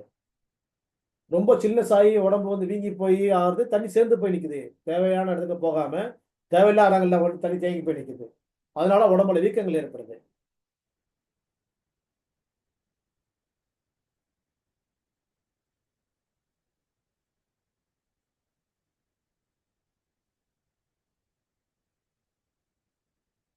அப்போ நம்ம வந்து ஹீட் அண்ட் கோல்டுன்னு ஒரு பார்ட்டில் படிச்சிருக்கிறோம் சப்ஜெக்ட்ல. இந்த heat and cold whatever maybe cause is the water. Heat ஆனாலும் தண்ணீர் தான், கோல்ட் ஆனாலும் தண்ணி தான். அப்போ ஆப்போசிட் டைரக்ஷன் தான் மாறுதுங்க. சப்ஜெக்ட் ஒன்று தான், வாட்டர். வெப்படைட் போயிடுச்சுன்னு சொன்னா அங்க வந்து ஹீட்டு, உள்ளேயே ஃப்ரீஸ் ஆயிடுச்சுன்னு சொன்னா கோல்டு. அப்படின்னு ஒரு சப்ஜெக்ட் அவங்க சொல்லி தர்றாங்க. இது ஒரு காஸ். ஃபர்ஸ்ட் பார்ட்ல என்ன காசு சொன்னேன்? நம்பர் 1 ஹெரிடிட்டரி பரம்பரை நோய்கள், அதுல 2 பார்ட் இல்லையா, ஏபி. ரெண்டாவது விஷயம் என்ன சொன்னேன், ஜெனரல் காசஸ். இதுல தான் வந்து எல்லாருக்கும் தெரிஞ்ச சப்ஜெக்ட், ஜெனரலான சப்ஜெக்ட், சோத்துல ஆரம்பிச்சு புழு வரைக்கும். மூணாவது பார்ட் வந்து பிளம், PHLEGM,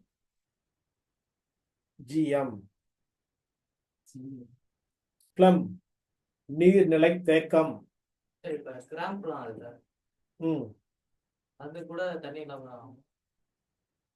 ஒரு பார்ட், தண்ணீர் ஒரு பார்ட். தண்ணி காற்றின் அடர்த்தி அதிகமாகிடுது, தண்ணீர் பற்றாக்குறையாடுது, கிராம்ஸ்.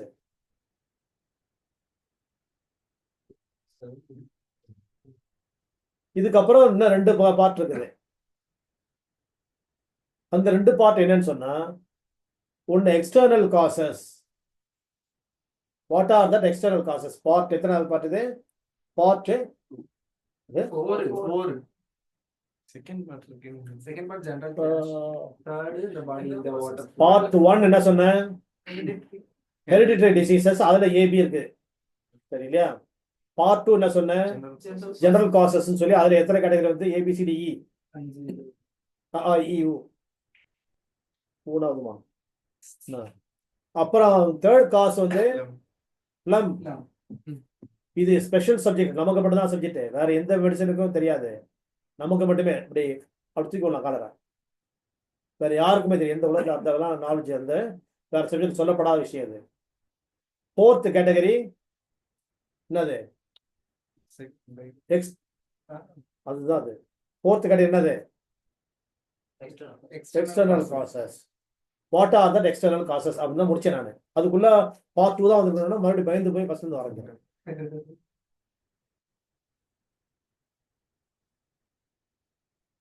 இந்த எக்ஸ்டர்னல் காசஸ்ல ஃபர்ஸ்ட் பார்ட் வந்து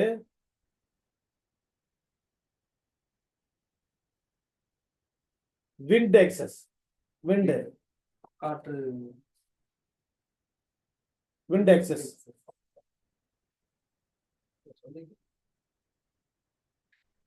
சொல்லுங்க. நம்ம இப்போ வந்து ரீகால் பண்ணணும்ல மேட்டர். இந்த ஏற்கனவே சொன்னதால சொன்னா, முதல்ல ஆள் சொன்னதால தெரிஞ்சுச்சா, அது என்ன சொல்லியிருக்கிறேன். இப்போ அது எங்க போச்சது, வந்து போச்சு இல்லையா? இப்போ இன்னைக்கு வந்து லிங்க் பண்றோம். எதுக்காக லிங்க் பண்றோம்னா, நாம இப்போ வந்து இது இதுக்குள்ள போக போறோம், அது டயக்னோசிங் வேணும். இப்போ மறுபடியும் ரீகால் பண்ணாதான் முடியும், இல்லைன்னா நான் இப்போ முடிச்சுறேன். சரி, சொல்லியாச்சு உங்களுக்கு, நெக்ஸ்ட் பார்ட் போயிடலாம். இல்ல சொல்லியாச்சுன்னு சொல்லிட்டாங்க, இந்த சப்ஜெக்ட் முடிச்சுட்டேன், வேற சப்ஜெக்ட் போறேன். என்ன நிறைய சொல்லிட்டாரு, இது ஏற்கனவே சொல்லி நான் சொல்லிட்டு திரும்ப பேசுறீங்க, அதனால எனக்கு தேவையில்லைன்ட்டாரு. தேவைன்னா நீங்க சொல்லுங்க, இல்லைன்னா வேற சப்ஜெக்ட் ஸ்டார்ட் பண்றேன். இப்போ இன்னும் ஒரு வாட்டி சொல்லுங்க. இல்ல பார்ப்போம், யாருமே மெசேஜ் வரல. இது என்ன ஆன்லைன் கிளாஸ், இது நீங்க எக்ஸ்ட்ராவா தான் உட்காந்துருக்கீங்க, எக்ஸ்ட்ரா படிக்கிறீங்களா?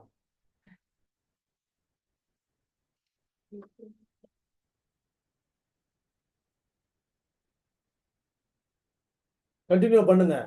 மோனிஷா ஆர்டர்.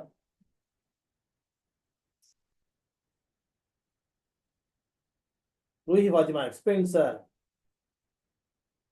சார் சொல்லுங்க சார். முத்துசெல்வி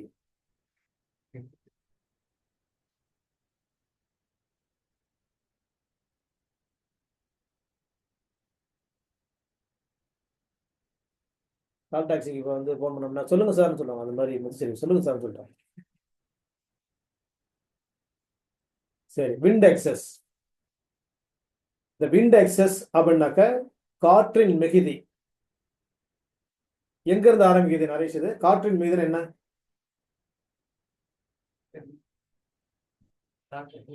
அதான், அதனால என்ன வரும்? இல்ல, அது சொன்னதான் சொல்லணும். யார் சொல்லணும்? சொல்லியாச்சு சொன்னவங்க சொல்லணும்.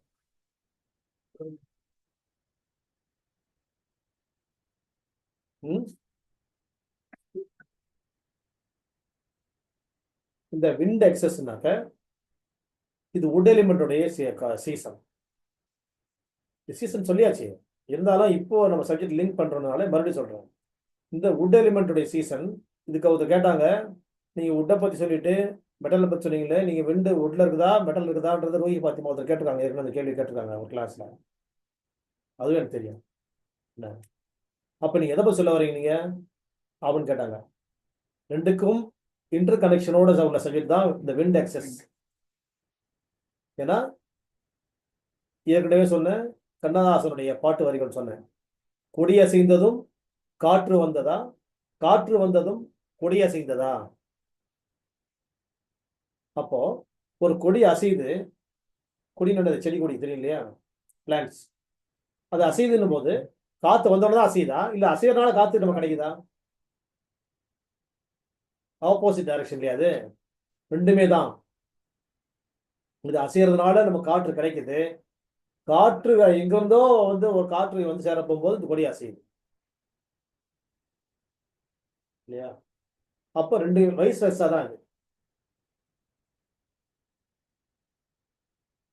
அப்போ அதே மாதிரி இந்த இடத்துல வந்து நம்ம வந்து காற்றின் மீதுன்னு சொல்லும் போது விண்ட் எக்ஸஸ் அப்படின்ற விஷயம் வந்து எதோட கனெக்ட் ஆகுதுன்னா, பேசிக் எங்கன்னு சொன்னா வுட், வுட் எலிமெண்ட். ஏன்னா காற்று அங்கதான் மரங்கள்ல இருந்து தான் உற்பத்தி ஆகுது. மரம் இல்லாத வெட்ட வழியில காற்று வறண்ட காற்றா இருக்கும், அது வந்து எங்கிருந்தோ வந்து சேர்ற காற்று. அங்க டிராவல் பண்ணி 5000 கிலோமீட்டர் தாண்டி அங்கிருந்து அந்த பாலைவனத்துக்கு அங்க வந்து சேர போகும்போது அந்த காத்திருக்க தண்ணி எல்லாம் இங்கே ட்ரை ஆகி வந்து சேர போகும்போது அது ட்ரையா வந்து சேருது. அதுதான் அங்க வறண்ட காற்று வீசுது எங்க பாலைவனத்துல. ஒரு காட்டுக்குள்ள போகும்போது அப்படி குளிர்ந்த காற்று வீசுது. எப்படி? ஃபுல்லா சுத்தி வந்து பிளான்ஸ் இருக்குது, ட்ரீஸ் இருக்குது. அப்போ அதுல இருந்து வரக்கூடிய காற்று வந்து குளிர்ச்சியை உள்வாங்கி நம்ம வெளித்தருது. அப்போ இதனுடைய பேசிக் ஆரிஜின் எங்கன்னா வுட். காற்று குறைவோ கூடுதலோ, அது ஹீட்டா இருக்குதோ, ட்ரைனஸா இருக்குதோ, இல்லை சில்லுன்னு கொடுக்குதோ, எல்லாமே அது கொடுக்கக்கூடிய நேச்சர் எதுன்னு சொன்னா அது வுட் எலிமெண்ட். அப்போ வுட் டிஸ்டர்ப் ஆகுது, காற்று வந்து டிஸ்டர்ப் ஆகுதுன்னு சொன்னால் அங்க நமக்கு டிஸ்டர்ப் ஆயிருக்குது இங்க வுட் எலிமெண்ட். காற்றுனா எது? மூச்சு வாங்குறது ஒரு காற்று, மூச்சு திணறது ஒரு காற்று, அதிகப்படியான மூச்சு வாங்குறது ஒரு காற்று, மூச்சே விட முடியாம அப்படியே அடங்கி போய் இப்படியே பார்த்துருப்பாங்க. இருந்தா இல்லையா செக் பண்ணிக்கலாம், அடுத்த ஏற்பாடு பண்ணலான்ட்டு தொட்டு பார்ப்பாங்க, மூச்சு பார்ப்பாங்க. அடுத்து அப்போ பால் முடியும், பால் 4 நிமிஷம் நம்ம பண்ணலாம். அப்படின்னு ரொம்ப இப்போ ரொம்ப ஸ்லோவா அடிக்கும்.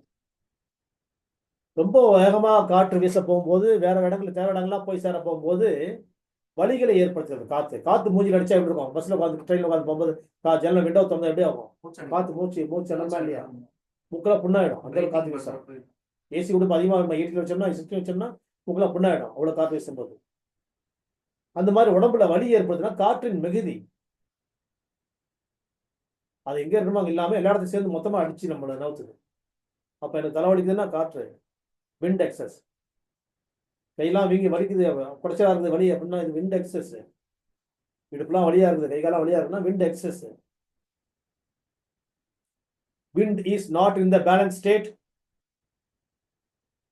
அப்படி இல்லைன்னு சொன்னா விண்டுடைய இடத்துல விண்டு இல்லாம விண்டில் தேவையில்லானதெல்லாம் விண்டு வந்து நிற்குது. எப்படி காற்றறைகளில் வந்து தண்ணீர் புகுந்து கொண்டால் சைனஸ்ன்னு பேசணுமோ அந்த மாதிரி தண்ணீர் இருக்கிற இடத்துல காற்று, வெப்பம் இருக்கிற இடத்துல காற்று அப்படி போய் சேர்ந்துச்சுன்னு சொன்னா என்ன ஆகும்? இந்த காற்று வலிகளை ஏற்படுத்தும், ட்ரைனஸ் ஏற்படுத்தும். அதிகமா ட்ரைனஸ்னா என்ன ஆகும்? ஸ்டிஃப்னஸ் ஆகிடும். கை கால் விரல்கள், கை, தலை, கழுத்து எல்லாம் வறட்சிக்கும். குளிர்ல வறட்சிச்சு, குளிர் காற்று வறட்சிச்சு, பனிக்காற்று வந்து வெப்பமான காற்று அதை வந்து விரைக்க வச்சிடும். வறட்சிச்சுல கழுத்து வச்சு திரும்ப முடியல, காலில் ஏசியில் படுத்திருந்தேன் என்னால் காலை திரும்ப முடியல, ட்ரெயினில் அப்படியே ஒரு வந்து ஏசி வந்து வந்தேன், என்னால் வந்து கை கால் ஸ்டிஃப் ஆயிடுச்சு, கொஞ்சம் அப்படியே மடக்கி நீட்டி நடந்தால் தான் அவனை முடிய முடியுது, ஒரு 1/2 மணி நேரம் அப்படியே நடந்து பார்க்குறேன், முடியலையே அப்படின்னு சொல்லி எத்தனை வாட்டி நம்ம சொல்கிறோம். நமக்குள்ளேயே அந்த எக்ஸ்பீரியன்ஸ் இருக்கா இல்லையா? ட்ரெயின் ட்ராவல், பஸ் ட்ராவல், அது இது ஒரே இடத்துல உட்காந்துருக்குது. தியேட்டர்களில், சினிமா தியேட்டரில் உட்காந்து வெளியே வரும்போது அந்த மாதிரி கஷ்டங்கள் இருக்குது. அவர் இண்டோர் ஆடிட்டோரியம் என்ன சினிமா தியேட்டர்லாம் பற்றி பேசுறீங்க? நான் சினிமா பார்த்துருக்கேன். ஆனால் வந்து இந்த இண்டோர் ஆடிட்டோரியத்தில் போய் உட்காந்துட்டு வராங்கல்ல, அந்த மாதிரி வெளியே வர போகும்போது என்ன இருக்குது? இண்டோர் ஸ்டேடியம்லாம் உள்ளே போய் உட்காந்து ஏசி தான் இருக்குது. அது மாதிரி கான்ஃபரன்ஸ் ஹாலில் உட்காந்து இப்படி தான் ஏசி இருக்குது. அது மாதிரி ஸ்டார் ஹோட்டல்ஸில் போய் உட்காந்து சாதா ஹோட்டல்லே ஏசி தான் உள்ளே, அந்த காலத்தில் சொல்கிறேன். அப்படியெல்லாம் வந்து வந்து உள்ள அடைச்சிக்கப்பட்ட இடங்கள்ல இருக்கக்கூடிய காற்று நம்ம வந்து அதிகமான தொந்தரவுகள் ஏற்படுத்தும். அதில் எங்கேருந்து வந்து காத்தினால ஏற்படக்கூடிய தொந்தரவுகள் தான் அந்த மாதிரி இடங்கள்ல இருந்து நம்ம வந்து ஏற்றிட்டு வரோம் நம்மள. அதே மாதிரி ரொம்ப வறட்சியான இடங்கள்ல மரங்களே இல்லாத வழியில போகும்போது வறண்ட காற்று நம்ம வந்து அதாவது வெப்பமான காற்று, வறண்ட காற்று, ட்ரைனஸ் இந்த ஏர், அப்புறம் ஹீட் இந்த ஏர், இந்த ரெண்டும் நம்மளை வந்து பாடாப்படுத்துது. அப்போ பாலம் வெடிக்கிறது, புண்ணாகிறது, ப்ளீடிங் ஆகிறது, மூக்கில் பிளட் ரிலீஸ் ஆகிறது. ஏன்னா அங்க அந்த தண்ணி வெளியே தெரியுது மூக்கில், இது போய் காத்துருந்தது, நோஸ் ப்ளீடிங் இந்த மாதிரி. கண்ணுல தண்ணி ஒழுகுது இல்லை, அது கூட உள்ள காத்து இருக்குது, தண்ணி வெளியே தெரியுது.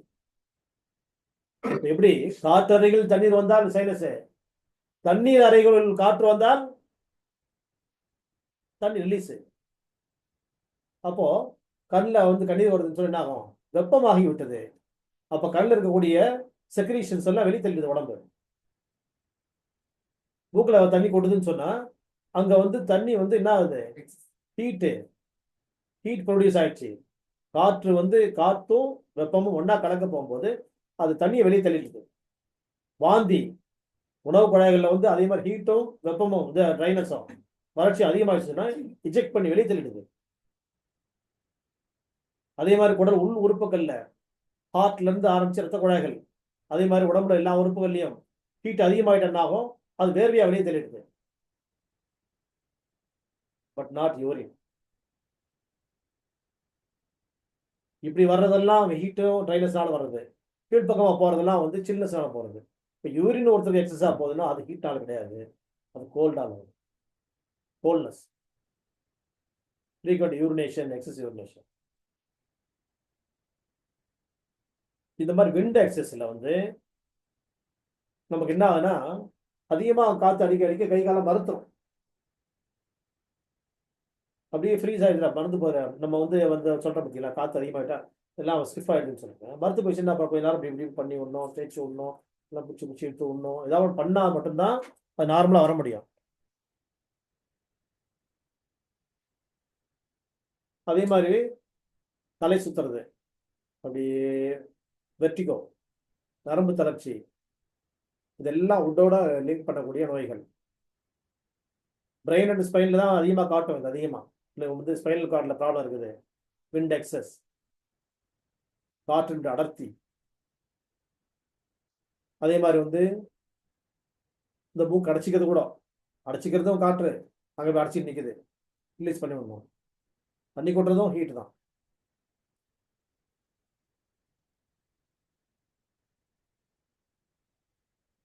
அடுத்து ரெண்டாவது வந்து கோல்ட் எக்ஸஸ், குளிரின். இப்போ வந்து காற்று பக்கமா கோல்டு, இந்த கோல்டு அதிகமாயிட்டா என்ன ஆகும்,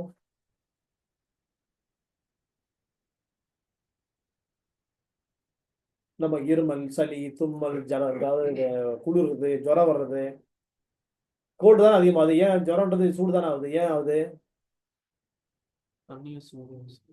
சூடு வெளியே போயிடுது.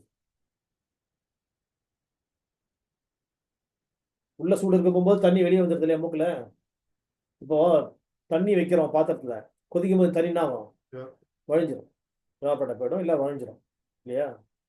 தண்ணி வழிதில்லை, சோறாக்கும் போது தண்ணி வழிதில்லை. எதனால, அடுப்பு பற்ற வைக்காம தண்ணி வழியுமா, ஹீட்டு உள்ள வந்தோம்னா தண்ணி வெளியே போயிடுது. இப்போ தண்ணி உள்ள வந்தோன்னு ஆகும், ஹீட் வெளியே வருது, ஜோரம் அடிக்குது இல்லையா, ஹீட் வெளியே வருது. இதுதான் குளிரி மீது. ஈஸியா ரொம்ப சிம்பிளா யோசிச்சு போயிடலாம், அவ்வளவுதான். அடுத்தது வந்து சம்மர் ஹீட் எக்ஸஸ். இது கோடை காலத்தில் வரக்கூடிய விஷயம். சம்மர் ஹீட் என்ன ஆகும், வேர்க்கூறு, கொப்பளம், இந்த சம்மர்ல வாந்தி சில பேர் அதிகமா இருக்கும்,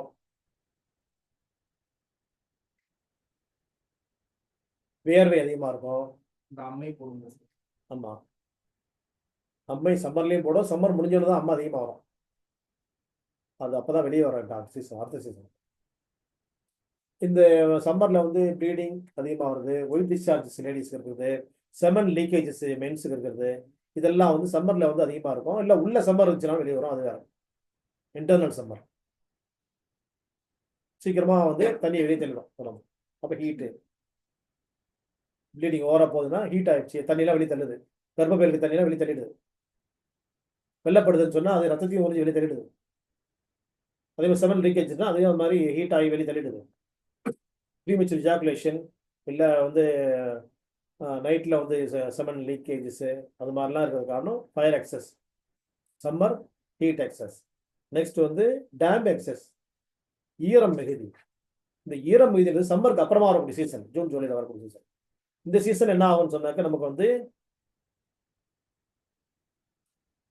இங்கே தான் வந்து நம்ம சொன்ன வந்து என்னது பொதுவாக வந்து வெயிட் கொடுக்குறது உடம்புல வெயிட்டாக இருக்குதுன்னு சொல்லுவோம் இல்லையா, எர்த் எலிமெண்ட் இது. இந்த இடம் இது எர்த்து, இந்த ஃபயர் சொன்னோம். அடுத்தது எர்த்து. எர்த்தோடைய சீசன் என்ன ஆகும்னா உடம்பு வெயிட் கனமாக இருக்கும், உடம்பு வெயிட் கூடுறதா அந்த சீசன், கனமாக இருக்குதுன்னு ஃபீல் பண்ணுற சீசன். எனக்கு எல்லாமே கனகனமாக இருக்குது, கை தூணா கை வெயிட்டாக இருக்குது, கால் நடந்தால் கால் கனமாக இருக்குது, ஐயோப்பா முதுகுலாம் கட்டி போடமாக இருக்குது, ஒரு பேக் வச்சு தச்ச மாதிரி இருக்குது, தலையெல்லாம் பாரமாக இருக்குது, எனக்கு கண்ணெல்லாம் வீங்கி வலிக்கிற மாதிரி இருக்குது அப்படின்னு சொல்லுவாங்க. இது சொன்னாலே வந்து டேம் எக்ஸஸ், ஈரம் மிகுதி. இந்த ஈரம் மிகுதியில் என்ன ஆகுனா உள்ள வந்து ஹீட்டும் கோல்டும் ரெண்டுக்குமே வந்து என்ன இது ஈரப்பதம் வந்துடுச்சு, ஹீட்டாகவும் இருக்க முடியல கோல்டாக இருக்க முடியல, கொப்பளங்களாக அம்மைகளாக வெளியே தள்ளுது. அம்மை பார்க்கக்கூடிய சீசன் இதுதான். அதே மாதிரி செஸ்ட் பெயின் ஏற்படுத்தி வாந்தி ஏற்படுத்துற சீசனும் இதுதான் அதிகமாக ஜூன் ஜூலையில். சம்மர் உள்ள வந்ததுக்கப்புறம் அது உள்ள இந்த மாதிரி வெளியே தள்ளும், நெஞ்சு வெளியே வர வச்சிடும். ஏன்னா வந்து அங்கே வந்து எல்லாம் கொலாப்ஸ் ஆகிடும், காற்று ஈரம் நெருப்பு, இது காற்று நெருப்பு வாட்டர், இது மூணும் டிஸ்டர்ப் ஆகிடும். அப்போ ஈரத்தை வந்து தாங்க முடியாமல் வந்து என்ன பண்ணணும்னா உள்ள வந்து வெளியே வரும், நான் என்ன வெளியே போகிறேன்ட்டு உணவுல நான் ஜீரணமாகாம வாமிட்டிங் சென்சேஷன் கிரியேட் பண்ணுறது சீசனாகவும் இருக்கும். கட்டிகள் அதிகமாக உற்பத்தி ஆகுது, எப்படி கொப்பளங்கள் அமைகள் சொல்லணுமோ அது மாதிரி கட்டிகள் உள்ள உற்பத்தி ஆகுது. அது மிக கட்டி உற்பத்தி, உள்கட்டி இன்டர்னலாக வந்து கர்ப்பப்பையில் கட்டி இருக்குது, பித்தப்பையில் கல் இருக்குது, கட்டி இருக்குது. இந்த மாதிரி உற்பத்தி ஆகிற சீசனும் வந்து எக்ஸ்பெரிமெண்ட் சீசன். அது என்னது டேம் சீசன். அதுக்கு அடுத்தது வந்து ட்ரைனஸ் எக்ஸஸ். இந்த ட்ரைனஸ் எக்ஸஸ்ன்றது தான் வந்து என்னது இந்த மெட்டலுடைய கனெக்ஷன், வறண்ட காற்று, அங்கே வந்து குளிர்ந்த காற்று விண்டு, இது ட்ரைனஸ். அடுத்தது வந்து ஃபயர் எக்ஸஸ்ன்றது வந்து இந்த அஞ்சினுடைய எக்ஸஸும் உள்ள தங்கி இருக்க போகும்போது என்னைக்கு ஒரு நாளைக்கு வெளிப்படுத்தும். ஒரு சீசன் மாதிரி இன்னொரு சீசன்ல வெளிப்படுத்தக்கூடிய விஷயங்கள் எல்லாம் வந்து ஃபயர் எக்ஸஸ்ன்றது 6வது கேட்டகரியாக ஃபைல் பண்ணியிருக்காங்கன்றது தான் சப்ஜெக்ட். இதெல்லாம் நம்ம பார்த்துட்டோன்றதுனால தான் இவ்வளோ ஷார்ட்டாக பேசுகிறேன். ஓகேண்ணா. இப்போ இந்த காசஸ்லாம் வந்து எக்ஸ்டர்னல் காசஸ். சரி, இது எத்தனாவது part? Part 4. 5th part. Next 5வது பார்ட் என்னது? Internal causes. இன்டர்னல் காசஸ் பற்றி நம்ம பார்த்துட்டோம் இல்லையா? என்ன பார்த்துட்டோம்? Good good. 7 விஷயங்கள் தான் இன்டர்னல் காசஸ். எக்ஸ்ட்ரீம் ஹாப்பினஸ், அளவுக்கு அதிகமான மகிழ்ச்சி. அப்புறம் ஆங்கர், கோபம். அடுத்தது வந்து பரபரப்பு. அதுக்கப்புறம் வந்து கவனம் அதிகமாக வந்து ஒரு விஷயத்துக்குள்ளேயே டீப் கான்சென்ட்ரேட் பண்ணுறது. அதுக்கு அடுத்தது வந்து கவலை, சிம்பத்தி. அதுக்கு அடுத்தது வந்து பயம், ஃபியர். அதுக்கப்புறம் வந்து ஃப்ரைட், பீதி. இதெல்லாம் இன்டர்னல் காசஸ். இப்போ நாம் என்ன பண்ணோம்னா இப்போதான் கன்க்ளூஷன், இந்த எப்படி இதை யூஸ் பண்ணணும்ன்றது தான் இப்போ சப்ஜெக்ட். இப்போ நாம் வந்து இந்த எமோஷன்ஸை பேஷண்ட்டை வச்சு பார்க்கணும். டயக்னோசிங் பார்ட்டில் நாம் பண்ண வேண்டிய விஷயங்கள் வந்து ஃபஸ்ட்டு பேஷண்ட்டை என்கொயரி பண்ணுறோம். இன்னைக்கு சப்ஜெக்ட் இல்லையா? அது எல்லாம் ரெடி பண்ணி வச்சிட்டோம் இல்லை, அதெல்லாம் கடையில் வாங்கணும். இப்போ தான் சமையல் பண்ண போகிறோம். இப்போ என்ன பண்ண போகிறோம்? பேஷண்ட் எடுக்கிறோம். நம்ம அவனை வந்து முதல்ல வந்து நீ என்னப்பா ஃபஸ்ட்டு கேள்வியே வந்து உனக்கு இந்த பிரச்சனை எவ்வளோ நாளாக இருக்குதுன்ற கேள்வி தான் முதல் கேட்போம். எவ்வளோ நாளாக இருக்குது? பிறந்ததுலேருந்தே இருக்குதுன்னு தான் நம்ம எங்கே போயிடணும்? ஃபஸ்ட்டு காசுக்கு போயிடணும். Hereditary diseases. அப்போ தாத்தாவுக்கு பாட்டியில் இருந்ததா? அங்கெல்லாம் யாருக்கும் இல்லைங்க, எங்கள் அப்பா அம்மாவுக்கு கிடையாதுங்க, என்னதாங்க அப்படின்னு சொன்னால் என்ன பண்ணோம்? நம்ம எங்கே ட்ராவல் பண்ணி வரணும்? ஜெனட்டிக் மேட்டர்லேருந்து செகண்ட் பார்ட் எது? அந்த கரு உற்பத்தி ஆன நேரத்தில் இவங்களுக்கு தான் மட்டும்தான் இருக்குது. எங்கள் அப்பா அம்மாவுக்கு இல்லை, எங்கள் தாத்தா பாட்டிக்கு இல்லை, எங்கள் தாத்தா பாட்டிக்கு இல்லை, யாருக்குமே இல்லை, எதுதான் உற்பத்தி ஆயிருக்குன்னு சொன்னால் இந்த கரு உற்பத்தி ஆகக்கூடிய நேரத்தில் இவனுக்குள்ள உற்பத்தி ஆகக்கூடிய விஷயமா இருந்திருக்கு கான்ஜெனிட்டல் டிசீஸ் இது அப்படின்றத இடத்துக்குள்ள வரணும். ரெண்டுமே இல்லை, எங்க அப்பாவுக்குள்ள எனக்கு இல்லை, யாரும் கிடையாது. எனக்கு இப்பதான் சார் ஆச்சு. எப்போ? ஒரு வருஷம், 6 மாசம், 2 வருஷம், ஏதோ ஒரு சொல்றான். பொதுவாக வந்து நம்ம கிரானிக் கேசஸ்லாம் வர போகும்போது கொஞ்சம் நாள் படம் தான் இருக்கும், 2 வருஷம் 3 வருஷம் 5 வருஷம். ஏன்னா இப்போ இன்னைக்கு வந்து இன்னைக்கு யாரும் வரமாட்டாங்க. போனோட எனக்கு ஒரு பேசுறது தான் குழந்தை இல்லைன்ட்டு 10 மாசம் தான் ஆச்சு கல்யாணம் ஆயிடுங்க. 10 மாசம் தான் ஆச்சுன்னா நீங்க யாரும் வரமாட்டாங்கப்பா. வந்து நாள் படம் இங்கெல்லாம் சுற்றி பார்த்துட்டு 5 வருஷம் 10 வருஷம் குழந்தை தான் என்கிட்ட வருவாங்க. நீ என்ன 10 மாசத்துலேயே வந்துடுன்னு கேட்டேன். இந்த வாரம் இன்ட்ரடியூஸ் பண்ணவங்க வந்தாங்க, ஏன் அவர் வரலையான்னு கேட்டேன். நீங்கள் தான் 10 மாசத்துலேயே அப்படின்னு சொன்னீங்களா, வரலன்ட்டாங்க. வச்சா என் வாயை நான் கற்றுட்டேன் அப்படின்னு நினச்சிக்கிறேன். இன்னைக்கு ஒரு 3000 கற்றுட்டேன், லாஸ் ஆகிடுச்சா? என் வாயிலேருந்து 3000 லாஸ் இருந்துச்சு. சரி, இது ஒரு வேளை போச்சு, இன்னொரு வேளை வரப்போகுது அப்படின்னு சின்ன நானே சமாதானம் பண்ணிக்கணும். நம்ம அப்புறமா அதை யோசிச்சு பார்த்துக்கலாம். இன்னொரு வழி என்ன இருக்குது, இன்னைக்கு என்ன கிடச்சிருக்கின்றது அப்புறமா யோசிச்சுக்கலாம் விட்டேன். டைம் இல்லை இல்லையா, கிளாஸ் ஆரம்பிச்சிட்டோம், இதுவே டூ லேட்டு. வேற டிஸ்கஷன் கொடுத்துருங்க, எமர்ஜென்சினால முடிச்சிடலாம். இந்த ஒரு இருந்துருக்கோங்க. இந்த அப்போ இதை வந்து கேட்குறோம். அடுத்தது ஜென்ரல் காசஸ் ஒரு லிஸ்ட் வச்சுக்கிறோம் நாங்கள். அதை பற்றி நீங்கள் கேட்குறோம், நான் கேட்குறோம், என்ன சொல்லுங்க பார்க்கலாம். அதில் ஃபர்ஸ்ட் என்ன சாப்பாடு சாப்பிட்றேன், எவ்வளோ சாப்பிடுவேன், உன்னால் எத்தனை தோசை சாப்பிடுவேன், எத்தனை இட்லி சாப்பிடுவேன், ஒரு சட்னி ஒரு கொட்டரா காலி பண்ணுவியா, ஒரு அப்படி பவுல் காலி பண்ணிடுவியா, இல்லை சும்மா ஒரு லைட்டாக ஒரு நெய் ஊற்றாம ஊற்றிக்குவியா, என்ன எப்படி ஊற்றிக்குவேன் நீ, வேற என்னப்பா சாப்பிடுவேன் நீ, எவ்வளோ தண்ணி குடிப்பேன், எவ்வளோ ஜூஸு, நான் தண்ணிலாம் குடிக்க மாட்டேன், ஜூஸ் தான் குடிப்பேன். என்ன ஜூஸ் குடிப்பேன் நீங்கள், எவ்வளோ குடிப்பா, 3 டம்ளரா, ஒரு பாட்டிலா, ஐயோ 1 லிட்டரா, அப்படின்ற கொஸ்டின் தான் ஃபர்ஸ்ட் கொஸ்டின் தான் இருக்கணும். ரெண்டாவது கொஸ்டின் என்னது, உனக்கு எதுனா நீ என்னப்பா வேலை செய்யற, நான் வந்து ஒரு யூனியன் லீடர். யூனியன் லீடரை பற்றி தெரியுமா உங்களுக்கு? மாதம் ஒரு நாள் போய் கையெழுத்து போட்டு சம்பளம் வந்துடுவாங்க, அவ்வளோதான். மற்றெல்லாம் வீட்டில் வைப்பாங்க. அப்போ தொலைஞ்சு அப்பயே சாப்டர் க்ளோஸ். யூனியன் லீடரா நீங்கள் என்ன பண்ணுங்க, ஏன்னா ஒரு வேலை செஞ்சீங்கனாலும் சரியாயிடும்பா, அதான் ஃபர்ஸ்ட்டு. அப்போ வந்து ட்ரீட்மெண்ட்டே கிடையாது, வேணாவா, வேலை செஞ்சால் சரியாயிடுமா அப்படி எழுந்து போடுவாங்க. பார்த்து இப்போ என்ன பண்ணுங்க, வந்ததுக்கு ஒரு 10-15 ட்ரீட்மெண்ட் எடுத்துங்க முதல்ல. அப்புறமா கொஞ்சம் கொஞ்சம் வேலைகள் செஞ்சுக்கோங்க. முதல்ல வந்து ஒரு பார்ட் நாங்கள் சரி பண்ணுறோம், இன்னொரு பார்ட் நீங்களும் சேர்ந்து சப்போர்ட்டிங்காக சரி பண்ணால் சரியாயிடும் நோய். அப்படி புரிய வச்சு அவங்கள வேலை செய்ய வைக்கணும். ஒர்க்கஹாலிக் நான் தெரியுமா, பெருமையாக சொல்லுவாங்க, இன்க்ளூடிங் மைசெல்ஃப். நான் ஒர்க்கஹாலிக் 20 மணி நேரம் ஒர்க் பண்ணுவேன், 18 மணி நேரம் ஒர்க் பண்ணுவேன்னு சொல்லியிருப்பேன். இந்த மாதிரி பைத்தியங்களாக இருக்கிறது என்ன பண்ணணும்னா, எனக்கு டைம் அடங்கு. நீ 16 மணி நேரம் வந்து கடின உழைப்பு முக்கியம் இல்லை, கவன உழைப்பு தான் முக்கியம். கவனமாக 8 மணி நேரம் உழைச்சா போதும். நீ ஒன்று 16 மணி நேரம் ஒர்க் பண்ணி என்ன கிச்சு, நீ என்ன பண்ணுறப்பா, இன்னும் கை நீட்டி வேறு வாட்டி அப்படின்னு கேட்கலாம் என்ன பார்த்து. இது அதிக உழைப்பு, உழைப்பின்மை. அடுத்தது என்னது, செக்ஸ். எப்போ செக்ஸ், எப்படி செக்ஸ், எவ்வளோ செக்ஸ், எந்த மாதிரி செக்ஸ் அப்படின்ற விஷயங்கள் தெளிவு பண்ணணும். அது தனியாக நாளைக்கு கிளாஸ் நான் எடுத்துக்கிறேன் உங்களுக்கு, எப்படி இருக்கணும் அப்படின்றத பற்றி தனி கிளாஸ் போடுவோம். அது இப்போ ஜெனரலாக பேச வேணாம். அதில் வந்து என்னன்னு சொன்னால், மாதவிடாய் காலங்களில் வந்து உடலுறவு கூடாதுன்றது ஃபர்ஸ்ட் மேட்ரு. அதனால் பல ஆபத்துகள் இருக்குது. சரி, 2 பேருக்கும் கம்ஃபர்ட் இருக்கணும், மனதளவில் கம்ஃபர்ட் இருக்கணும், அதே மாதிரி உடம்புல கம்ஃபர்ட் இருக்கணும், அது 2வது விஷயம். 3வது, சாப்பிட்ட உடனேயே உடலுறவு செய்வது வந்து ஆபத்தானது, அதுக்கு 1.5 மணி நேரம் கேப் கொடுக்கணும். இந்த தாம்பத்தியத்துக்கு பிறகுதான் சாப்பிடணுன்றது 3வது விதி. இதை ஞாபகம் வச்சுக்கணும். அதுக்கப்புறம் தண்ணீர் குடிக்கணும். இந்த தண்ணி குடிக்காம இருந்தால் ரொம்ப ஹீட் ஆகிடும் பாடி. இதனால அடுத்த நாள் வந்து உடம்பு வந்து பலவீனப்படும். இது ஏதாவது கம்ப்ளைண்ட் அவங்களுக்கு இருந்துச்சு, நோய்கள் இருந்துச்சுன்னா அதிகமாகிடும், இன்க்ளூடிங் ஹார்ட் அட்டாக். ஏன்னா இதில் வந்து ஹார்ட் அட்டாக் வரக்கூட வாய்ப்போடு இருக்குது. தண்ணீர் பற்றாக்குறைன்றது ஞாபகம் வச்சுக்கணும். இப்போ தண்ணி குடிக்க பழக்கம் இல்லைன்னு சொன்னால் தண்ணி அன்றைக்காவது தண்ணி குடிக்கணுன்றது தெரிஞ்சுக்கணும். 4வது விதி. 5வது விதி, அவங்களுக்கு வெள்ளைப்படுதல் அந்த மாதிரியோ இல்லை வந்து இவங்களுக்கு வந்து இந்த மாதிரி செமன் லீக்கேஜ்லாம் இருந்துச்சு சொன்னால் ஒத்தி வைக்கணுன்றது முக்கியமான விஷயம். செக்ஸை ஒத்தி வைக்கணும். இந்த விஷயங்கள் வரைக்கும் முதல்ல பேசிக்கு. மீதி விஷயங்களை பற்றி இன்னொரு சந்தர்ப்பத்தில் நம்ம பேசுவோம். இன்னொரு சந்தர்ப்பம் எப்போ அப்படின்னா எனக்கு தெரியாது. இது வந்து தனியாக தான் நம்ம பேசுகிறோம். அது வந்து லைவ் கிளாஸாக இருந்தாக்கா எது வந்து பேசணும், எது பேசக்கூடாது, யார் முன்னாலும் எது பேசலான்றதை புரிஞ்சுதான் சொல்லித்தர முடியும் இந்த விஷயத்த. அதை வந்து இப்போ வந்து ஆன்லைன் கிளாஸில் யார் யார் பார்க்குறாங்க, எப்படிப்பட்டவங்க பார்க்குறாங்க, யாருக்கு தேவையில்லைன்னு தெரியாது எனக்கு. அப்போ வந்து இந்த ப்ரீமெச்சூர் ஜாக்குலேஷன் அப்படிலாம் இருந்துச்சு சொன்னால் செக்ஸ் ஒத்தி வச்சுட்டு அதை ஃபிட்னஸை கிரியேட் பண்ணணும். ஒத்தி வைக்கிறது மட்டும் இல்லை, ஒத்தி வச்சுட்டா எல்லாம் சரியாயிடாது. காலம் தாழ்த்துறது ஒரு பார்ட்டு. இன்னும் அதை சரி பண்ணிக்கிறதுக்கு என்னென்ன செய்யணுமோ அதெல்லாம் சரி பண்ணிக்கிட்டு அதுக்கப்புறமா தாமதி ஈடுபட போகும்போது ஹார்ட்டுக்கு பலப்படுத்தக்கூடிய மிகப்பெரிய விஷயம் செக்ஸு. ஹார்ட்டை ஸ்ட்ரென்தனாக வச்சுக்கணும்னு சொன்னால் செக்ஸ் தேவை. அது வந்து இல்லைன்னா ஹார்ட் பலவீனப்படுறது ஒன்று, அதிகப்படியாக செக்ஸ் யூசேஜஸ் இருந்துச்சுன்னா ஹார்ட் அடிவாங்கன்றதும் ரெண்டு.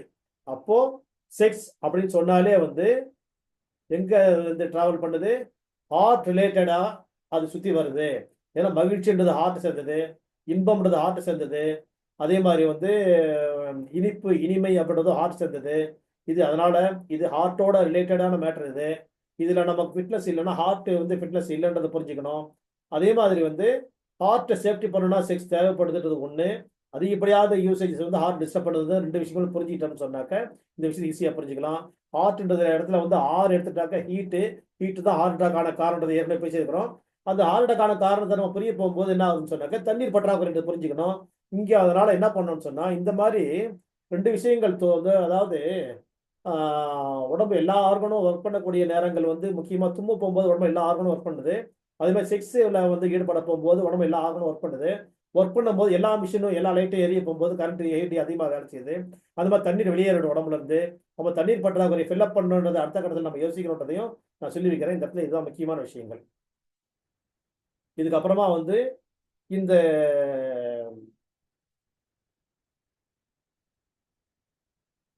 எக்ஸஸ் பத்தி பேசிருந்தோமா, என்ன பேசியிருந்தோம்? அது முடிஞ்சிச்சா? அது நெக்ஸ்ட்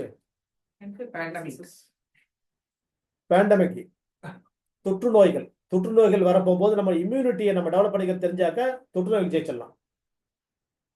நோய் எதிர்ப்பாற்றலை வந்து அதிகப்படுத்தணும்னா தொற்று நோய் எல்லாம் பார்த்துக்கலாம். கொரோனாவில் நாம் நிறைய பேஷண்ட் அட்டன் பண்ணிட்டு தான் இருந்தோம், எல்லாத்துக்கும் நிறைய வெற்றிகள் கொடுத்தோம், யாருமே தோல்வி இல்லை. ஸோ கொரோனாவினால மரணங்கள் நம்மளோட தொடர்புடையவங்களுக்குலாம் இல்லை அப்படின்ற விஷயத்த புரிய போகும்போது இந்த சப்ஜெக்டுடைய வேல்யூ நீங்கள் உங்களுக்கு புரியணும், இந்த ட்ரீட்மெண்ட் வேல்யூ புரியும். நம்ம இது வரைக்கும் நல்ல ட்ராவல் நல்லா தான் போயிட்டு இருக்கு. அவ்வளோதான். Next insect bites. அப்போ பூச்சிக்கடிகள், ஏதாவது பூச்சி கடிச்சிச்சா, காணா கடினா என்ன கடிச்சுன்னு தெரியாமல் கடிச்சிருக்கோம், தேர் கொட்டியிருக்கோம், பாம்பு கடிச்சிருக்கோம், அதெல்லாம் எப்படி ட்ரீட்மெண்ட் பண்ணுறது தான் அடுத்த பார்ட்டுக்கு யோசிக்கணும். அந்த இடத்துல எமர்ஜென்சி மெடிசன் அதுக்கு நம்ம ஜாக்கிரதையாக ஹேண்டில் பண்ணணும், ஃபர்ஸ்ட் எய்ட் பண்ணி ஆகணும். நெக்ஸ்ட் ஃபிளம்ன்றதை பற்றி பேசிட்டோம். உடம்புல வந்து நீரோட்டங்களை எப்படி சரி பண்ணுறதை பற்றி சப்ஜெக்ட் நம்ம ட்ராவல் பண்ணும்போது பேஷண்ட் எடுக்க போகும்போது பேசுறதை பற்றி எப்படி பேசுன்ற இடத்துல அதை மறுபடியும் லிங்க் பண்ணிக்கலாம். அடுத்தது எக்ஸ்டர்னல் காசஸ் பற்றி நம்ம பேசிட்டோம். எக்ஸ்டர்னல் காசஸ் வந்து சீசன்ஸ், கிளைமேட்ஸு, இதை வந்து என்விரான்மெண்ட்ஸு.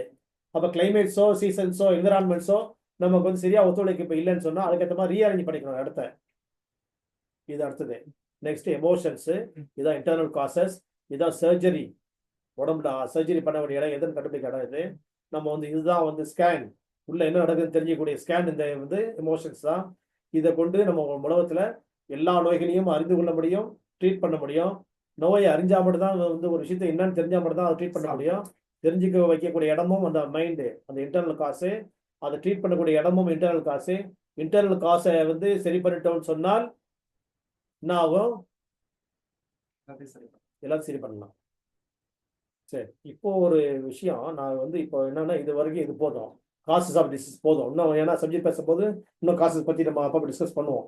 இன்னும் 6 வாரத்தில் முடிக்கணும், 6-7 வாரத்தில் முடிச்சிடக்கூடாது. அடுத்தது இன்னொரு விஷயம் சொல்ல வரேன்.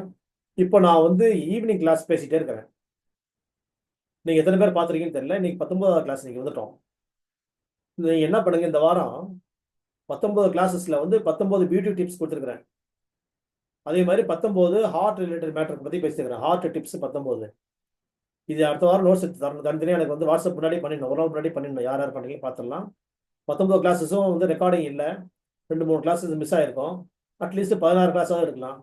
யார் யார் என்ன புரிஞ்சுருக்கிறீங்கன்றதை வந்து எனக்கு வாட்ஸ்அப்பில் பண்ணிடணும் ஒரு நாள் முன்னாடியே. அதை பற்றி அடுத்த வாரம் டிஸ்கஸ் பண்ணுவோம். புகழனைத்தும் படைத்து பரிபாலிக்கின்ற வல்ல இறைவன் ஒருவனுக்கு என்றென்றும் உரித்தாகும். அவன் அளவற்ற அருளாளன், நிகரற்ற அன்புடையோன், தீர்ப்பு நாளின் அதிபதி. அத்தகைய மகத்துவம் மிகுந்த இறைவா, உன்னையே நாங்கள் வணங்குகிறோம், உன்னிடமே உதவியும் தேடுகிறோம். நீ எங்களை நேரான வழியில் நடத்துவாயாக. அது வழி தவறிய வழியும் அல்ல, அவருடைய கோபத்திற்கான வழியும் அல்ல. இந்த கல்வியை நீ எங்களுக்கு யார் மூலமாக நிர்மாணித்திருக்கின்றாயோ, யார் மூலமாக அருள் புரிந்திருக்கின்றாயோ, அத்தகையோரெல்லாம் எத்தகையோர்ன்ற போதிலும் கூட அவர்கள் எண்ணங்களால், சொல்லால், செயலால், பொருளால் இழைத்த சிறிய பிழைகள் முதற்கொண்டு பெரும்பாவங்கள் வரைக்கும் மன்னித்து அருள் புரிய வேண்டும். அவர்கள் மறைந்தவர் என்றால் அவர்களுக்கு நீ மறுமையின் வெற்றியை தர வேண்டும். வாழக்கூடிய என்றால் அவர்களுக்கு இம்மை மறுமை எனும் இருபேர் உலகிலும் வெற்றியை தந்து அருள் புரிய வேண்டும். அவர்களின் கடைசி வாரிசுகள் வரைக்கும் இந்த பிரார்த்தனையின் பங்களிப்பை அவர்களுக்கு அருள் புரிய வேண்டும் என்ற பிரார்த்தனையோடு இன்றைய வகுப்பு நிறைவு செய்யப்படுகிறது. நன்றி என்பதற்குரியவர்களே.